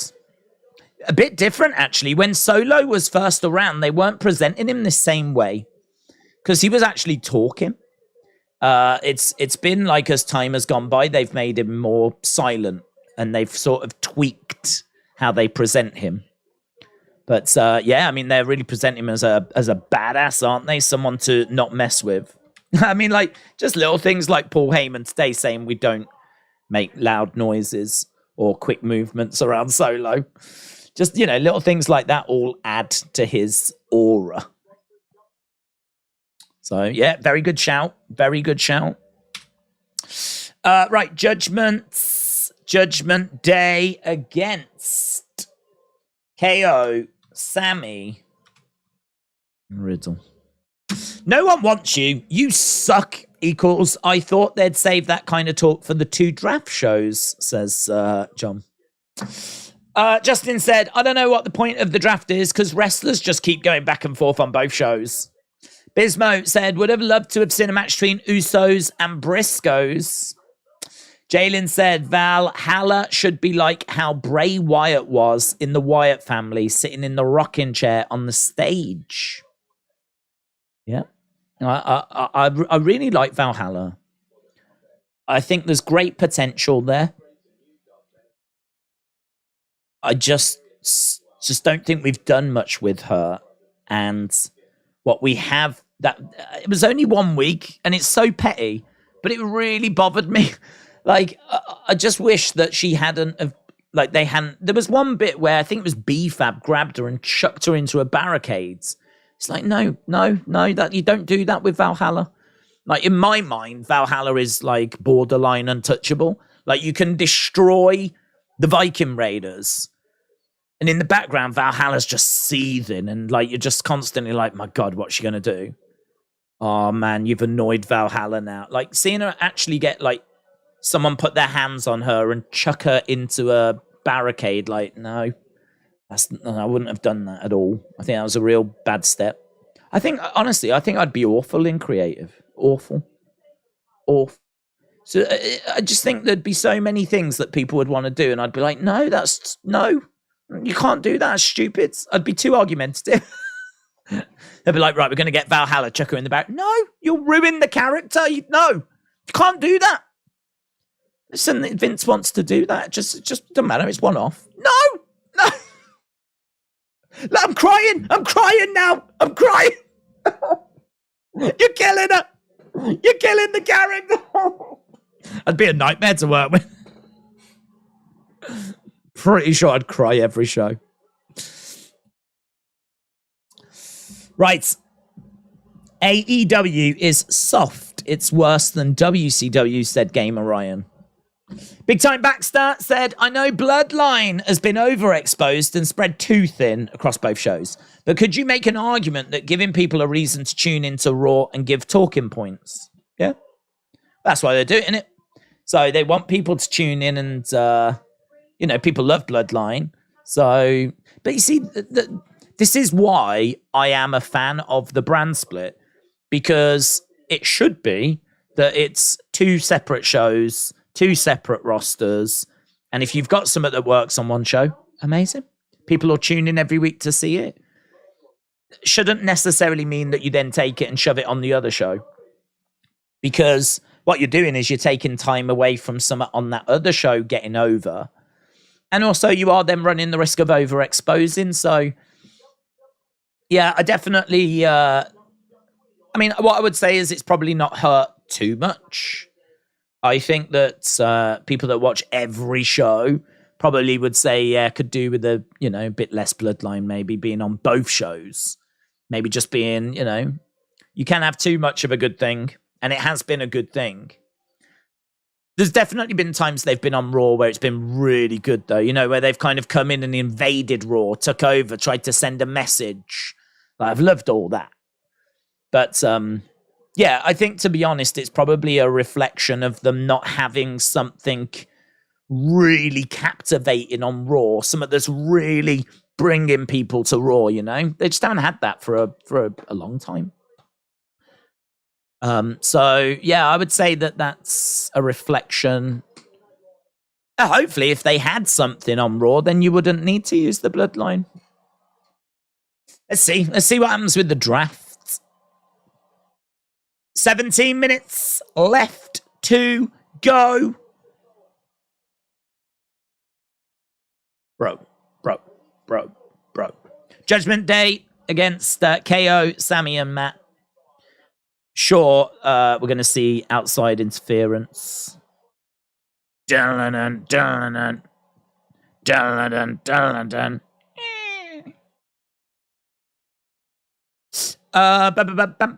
You get Punk or Sting. Take a punt. You get Punk or Sting. What do you mean? Travis said, what should they have done is throw in the barricade, but gets up and feels no pain. That would have been better.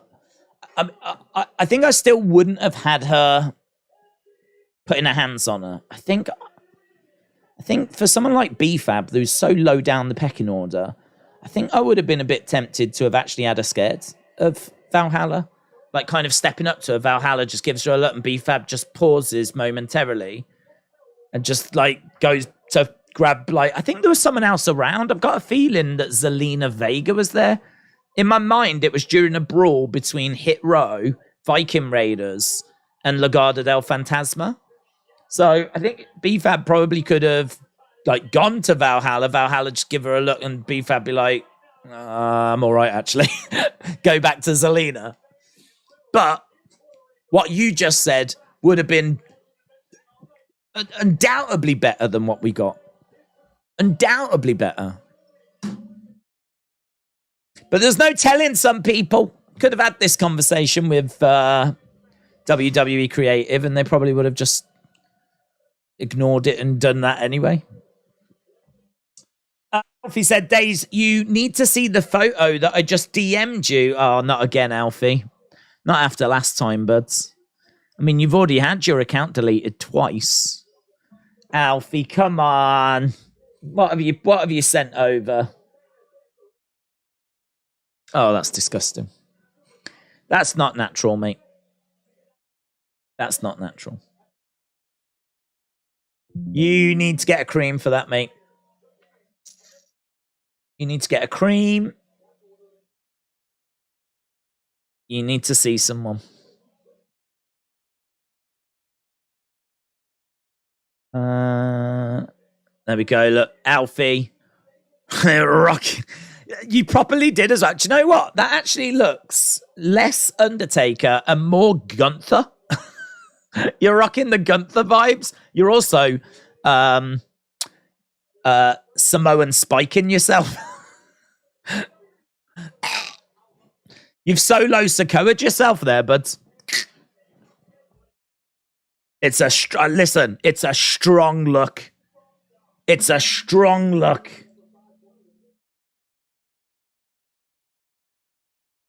Have you seen this? I have seen that. Boom. Right, where are we? What's trending? Punk's trending. Why is Punk trending? Perhaps Punk's back. The 1970s musical movement. Perhaps that's back. Why is Punk trending? Enough drama. The fans deserve CM Punk return. Warner Brothers has told CM Punk... Oh, Warner Brothers Discovery has been told that CM Punk is on his way back to AEW. Apparently that was earlier yesterday. Okay. I didn't see that. Joey Janela said, I'll work with CM Punk if he watches all the Rocky movies in a row.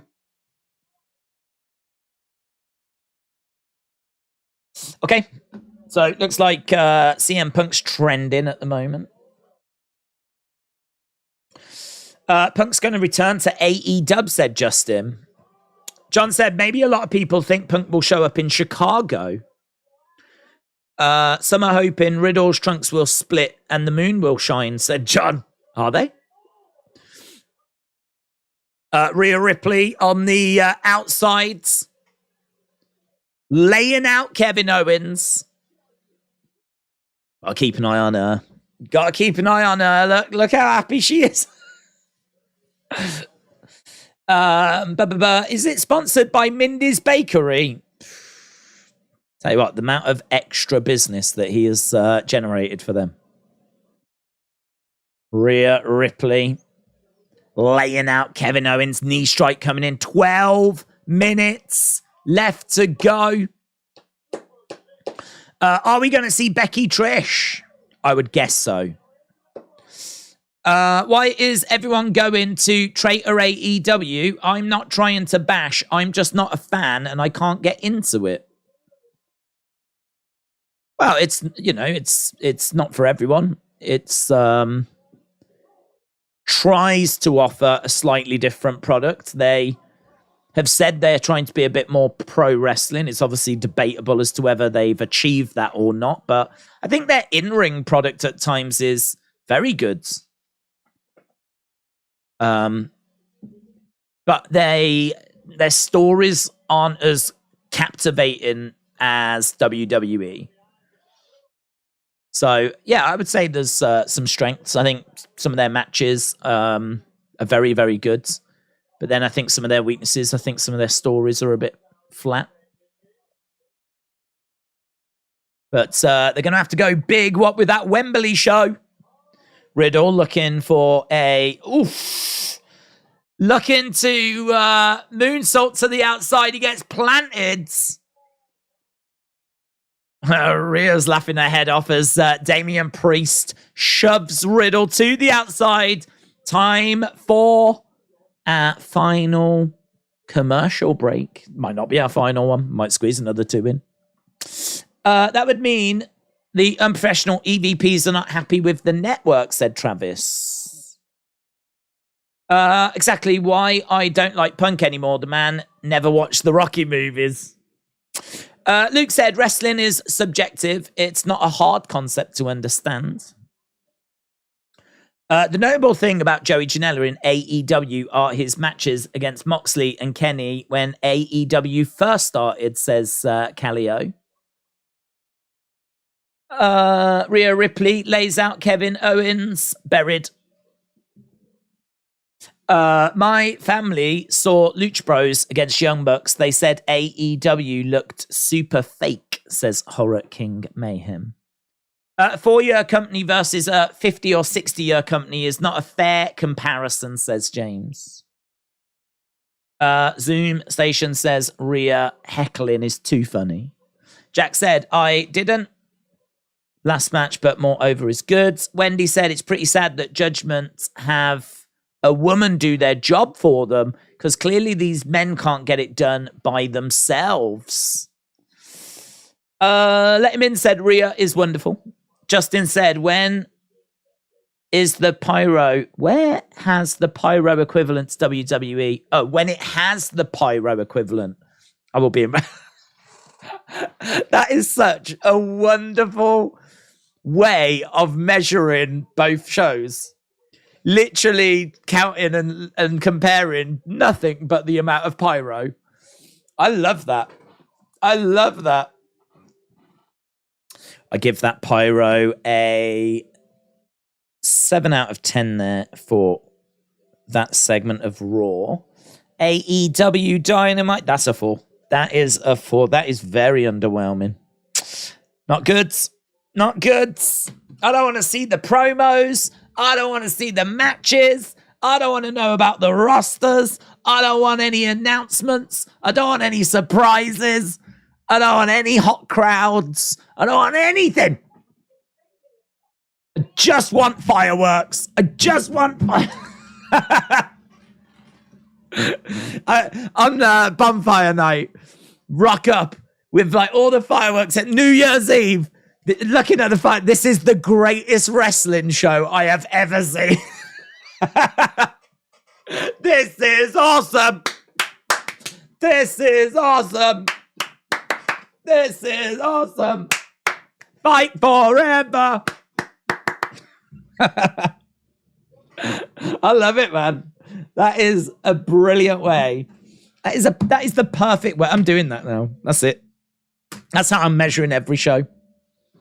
Forget it. When we do our scores at the end, I am literally, my notes will just be how I've scored out of 10 everyone's pyro, and then I'll do an average at the end, and that is how I will score the shows going forward. That is it. That is it. Done. I love it. Love it. More pyro. Back elbow by Damian Priest. Days, people are already hyping another Summer of Punk. Is it going to feel that way that a lot of people experienced in 2021, said Big Time Baxter? Well, it depends how he's booked, doesn't it? I mean, if he comes back, and I mean, it could be good, man. It could be really good. Yeah, it could work. Absolutely. If he comes back and gets involved in like a really good story, and in there is the Wembley show, and you've got some other big like shows that are coming up. I don't know what we're doing in regards to other pay-per-views or whatever, or if we can get like, Arthur Ashe Stadium again at some point. But, you do a few big shows, do a big story over the summer, CM Punk being back, sun's out, girls are looking fine, food tastes nice, the wine is flowing, the pyro is going crazy. It's going to be sick. It's going to be a sick summer. Big backdrop there. Sammy hurling Finn to the outside, pulls down that top rope. Damian Priest goes to the outside as well. 5 minutes left to go. Punk headlining Wembley would sell tickets. Yeah, well, their pre-sale is pretty good. They're saying it's about 50-odd thousand. 1, 2, kick out by Dominic. Sammy exploding.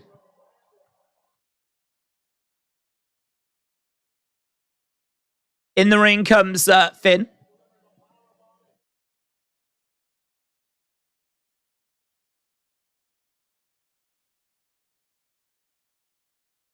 Dominic to the outside. Oh, hello. We've got Kevin Owens throwing some at Rhea. Whoa! Smash by Dom. 1, 2. KO makes the save. He just nailed Dominic there. Drop kick by Finn. Round the back goes Riddle. Knee strike there by Riddle. In comes Damian Priest.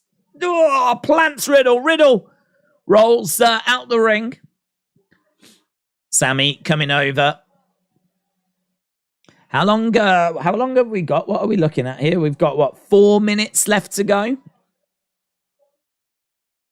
4 minutes left to go. Rhea on the outside with Sammy in the ring. You're out of there! Oh!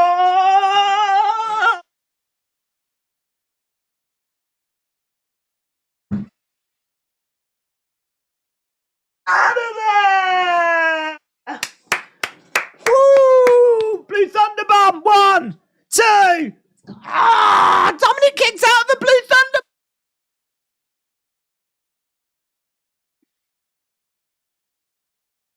Blue Thunder Bomb. It just Blue Thunder Bombed the child, and the child kicked out. Knees up by Dominic. Dominic, man, is holding his own. Finn, drop kick. Kevin Owens in the corner. Balor to the outside. Balor going up. This would be a big win for Judgment Day. Ah! Owens moves. Stunner. Sammy looking for the haluva. In comes Priest. Stunner. Connects. Tag. In comes Riddle. Riddle up top. Floating, bro. 1, 2, 3. Ah. Tell you what, Dominic surviving a Blue Thunder Bomb. Here's the Usos. So some of them kicks look awful. It was that Jimmy. He was like, "Oh, you ate Jimmy." Right, so it's a win. Now here comes the LWO. Oh my God, it's a faction war. It's a faction war this summer. We've got a faction war. We've got Judgment Day, Bloodline, LWO, Riddle, Sammy, Kevin, and we don't know what they're called. It's just people everywhere. It's just people everywhere. It's just a mass of humanity. Just humanity in the ring. It's a pretty fun way to end the show, isn't it? Look at this.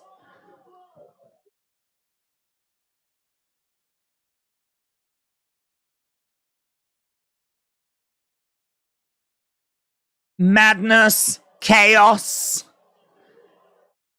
We want tables, champ. We want tables. Damian Priest grabbing a hold of... I can't even tell you what's happening because it's happening that fast. Like, people are brawling with people and then they move on to someone else. Sammy collides into Solo. Rey Mysterio's in there. Rey against the ropes. He's going to 619. Dominic tried to block it, but he gets hit with it. Damian Priest. Oh, the table didn't break.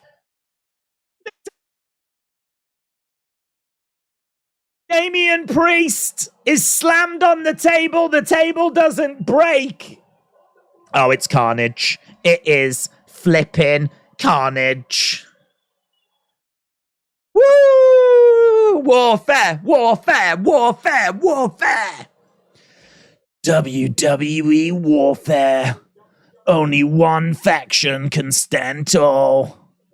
Let's go. Let's go.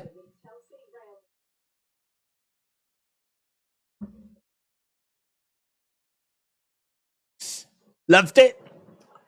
That's some kind of crazy. That's a 9 for sure. That was crazy, wasn't it? That was a real fun ending to Raw. This was a fun Raw. This was a better Raw, I think, than what we've had in recent weeks. I still say that Raw after WrestleMania is nowhere near as bad as what people said. I just think it was very underwhelming compared to what people were hoping for. So, but tonight, I think people went in with, I don't know if they went in with low expectations, but I don't know that anyone had crazy expectations. I think this show was fun.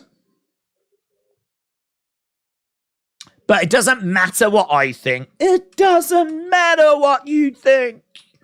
But it does matter what you think. So we are going to find out by putting the poll in the chat. See what people got to say. Hang on. Give me a second. I'm a boomer. Takes me a while. There we go. Bang. Please let Kevin Patrick get drafted to a concession stand. Cruel. I shouldn't laugh, but it was funny. Jeff says 8. Rambles says 8. Justin said very little pyro 6. I love it, man. I love it. Alfie with an 8. It was a good Raw, said Wrestling Jay. But then just a few comments later, it changes to a decent Raw. I mean, we went from a good Raw to a decent Raw. It's slipping. Wrestling Jay, it's slipping. It's slipping. What are your thoughts on Okada going to AEW? I don't think he'll go there permanently. At least I'm not aware of any reports. But I think he could go there and spend a little bit of time there. I think he could go and do a little feud. Certainly, I expect him to be part of that Wembley show. But I don't think he's got any desire to move to America. Because, I mean, if he was going to join AEW, he'd have to stay in America, wouldn't he? He'd have to live in America. He couldn't fly back to Japan all the time. And you ain't going to want to live a life where you're just living in hotels. So he could go and get a little place for like a temporary home for a couple of months and have be involved in a story. Now, whether they can get him for a few months, because New Japan might not want to lose him, that would be tricky. So I don't know if they'd get him, to be honest, buds.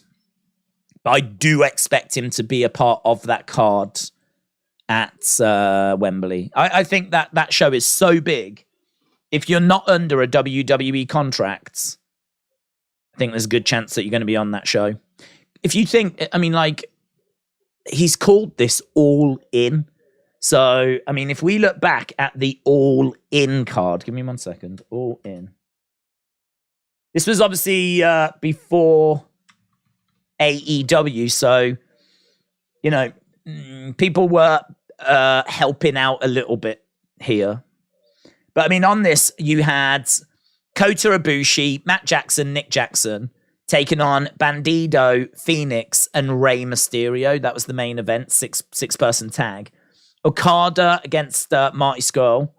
So Okada was on that card. Kenny Omega against Penta. Jay Lethal against Flip Gordon. Hangman Page against Joey Janela. Cody against Nick Aldis for the NWA World title. Tessa Blanchard beat Britt Baker, Chelsea Green, and Madison Rayne. So Tessa winning that 4-corner survival match. Christopher Daniels beat Stephen Amell, Arrow guy. Matt Cross beat MJF. That's amazing, isn't it? Don't you think that's amazing? Matt Cross beat MJF in a 9-minute match. It opened the show, in all fairness, but 9 minutes, the shortest match on the main card, MJF loses to Matt Cross. And then on the pre-show, there was Over the Budget Battle Royal, and there was also SoCal Uncensored against the Briscoes. So, I mean, we've got the likes of Ibushi, Okada. I think Marty Scurll was part of, maybe Flip Gordon was New Japan at this time. So New Japan definitely helping out for the first All In. I think they'll probably help out again here. That's what I expect. Jojo, shout out to you. Feels like WWE heard the fire Vince loud and clear. They played it off well with a PR spin, but it's obvious Vince got a reality check, says Ray. Corey said you missed a super chat. Doesn't sound like me. That doesn't sound like me at all. Alfie said, out of 10, how much caffeine have you had? Not much, to be honest. No more than usual. I tell you what I did have, though. I had a little nap before I started, so normally I'll wake up, do a bit of work, then go straight into the stream. But I was really feeling tired, so I just had a little nap. Just only an hour. Little nap. Woke up feeling great. So, yeah, I feel really good. I feel quite awake. Not, perhaps normally you get a half asleep version of me. Maybe this is a bit more of a fully awake version of me. Big Time said, as a WWE fan, there is that concern that now under Endeavor, they may not bid as high to keep their big names and let them walk out. It's not under Vince's control as far as budgets. What do you think? I think that the WWE side is going to be looked after by Vince. There isn't going to be an endless pot of money, but I think, I don't know, how much flexibility are we going to need? I mean, we're talking about a company that's going to be valued at 21 billion in total. So, you know, if we're talking about someone getting extra 50k, 100k a year in order to keep them, like, how much flexibility are we going to have there? You know, I mean, look, there's going to be a budget, and they're going to need to operate within that budget. Up until this point, Vince could always have more flexibility with the budget. Going forwards, don't know. I mean, it is just pie in the sky, isn't it? I would say that there's going to be a budget. They're going to do, you know, I think if Vince was to speak to the board and say, I really need a little more on the budget because I need this person. I think Vince would get it, to be honest. I think he would get it.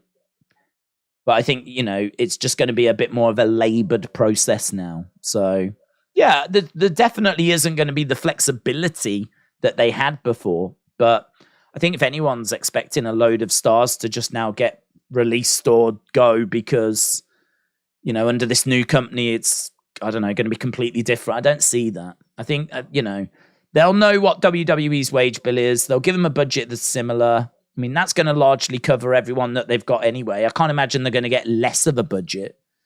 I think they're, you know, they know what WWE are doing. They like it. They like the numbers. They know what they're buying.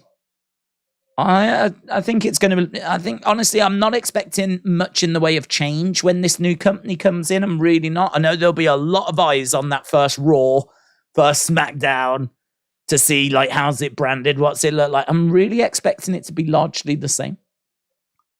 They might put on a special show because they'll know they're going to get extra attention. So there might be some like, you know, a big stacked card.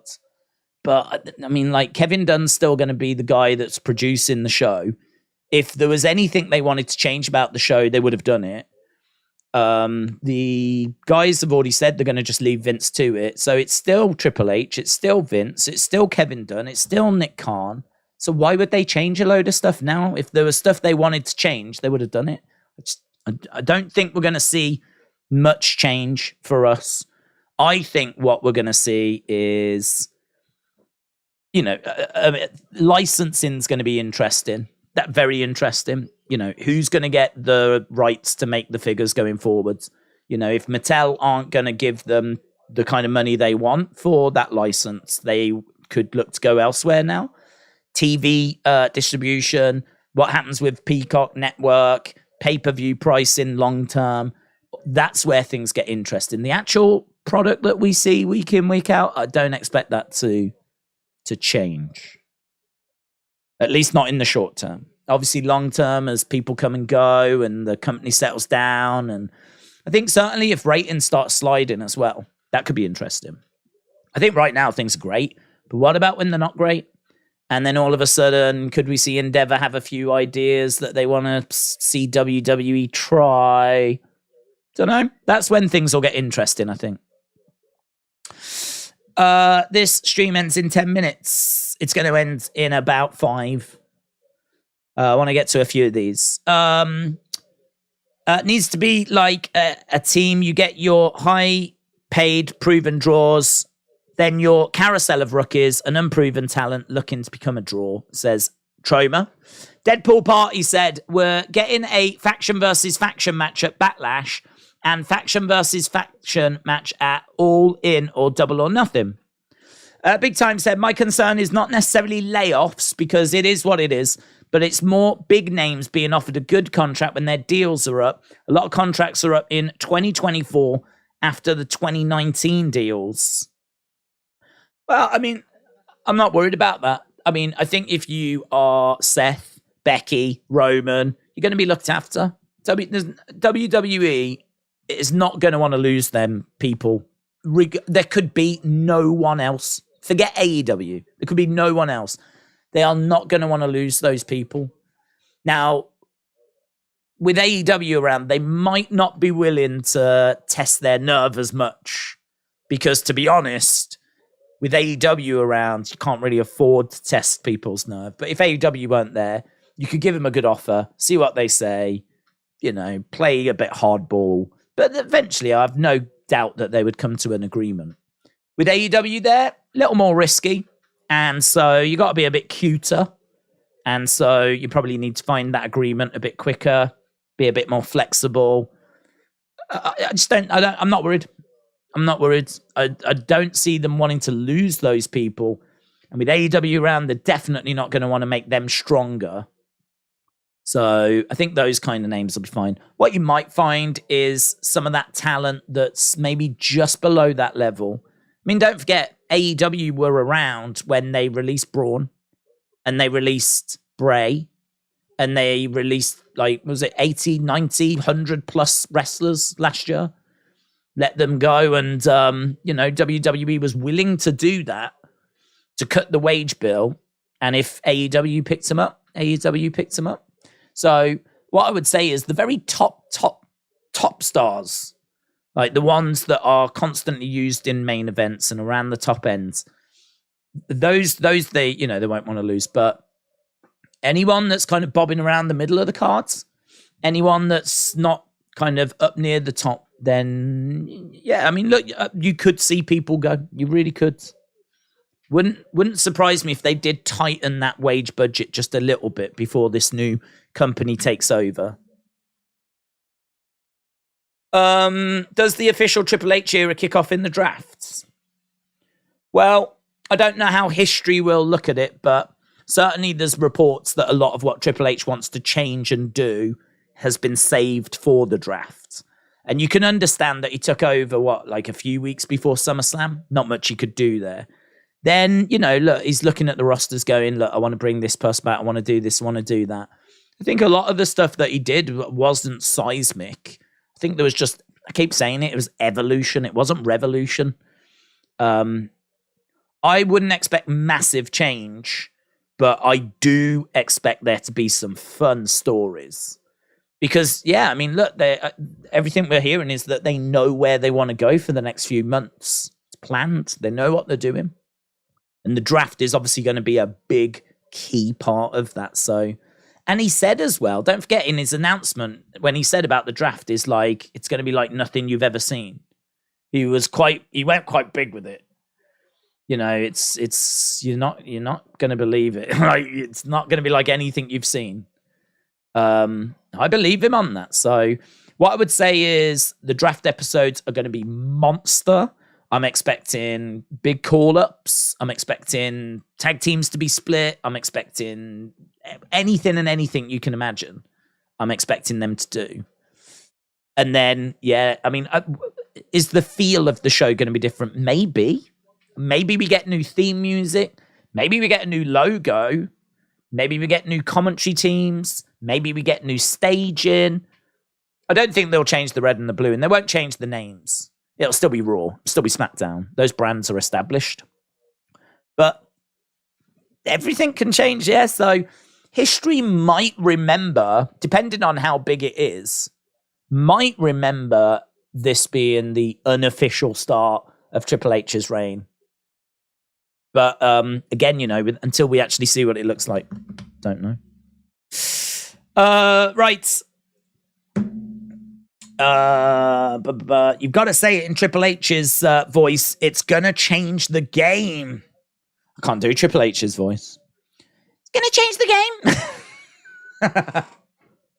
Hello, Steph. Tank and Ryan were on Insta earlier and both bet their purses. Silly.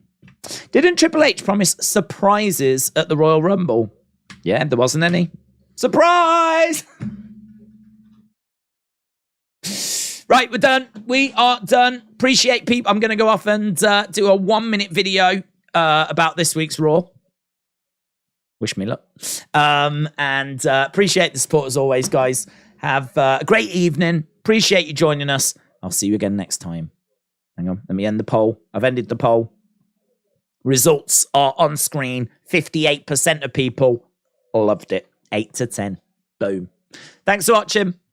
Bye for now.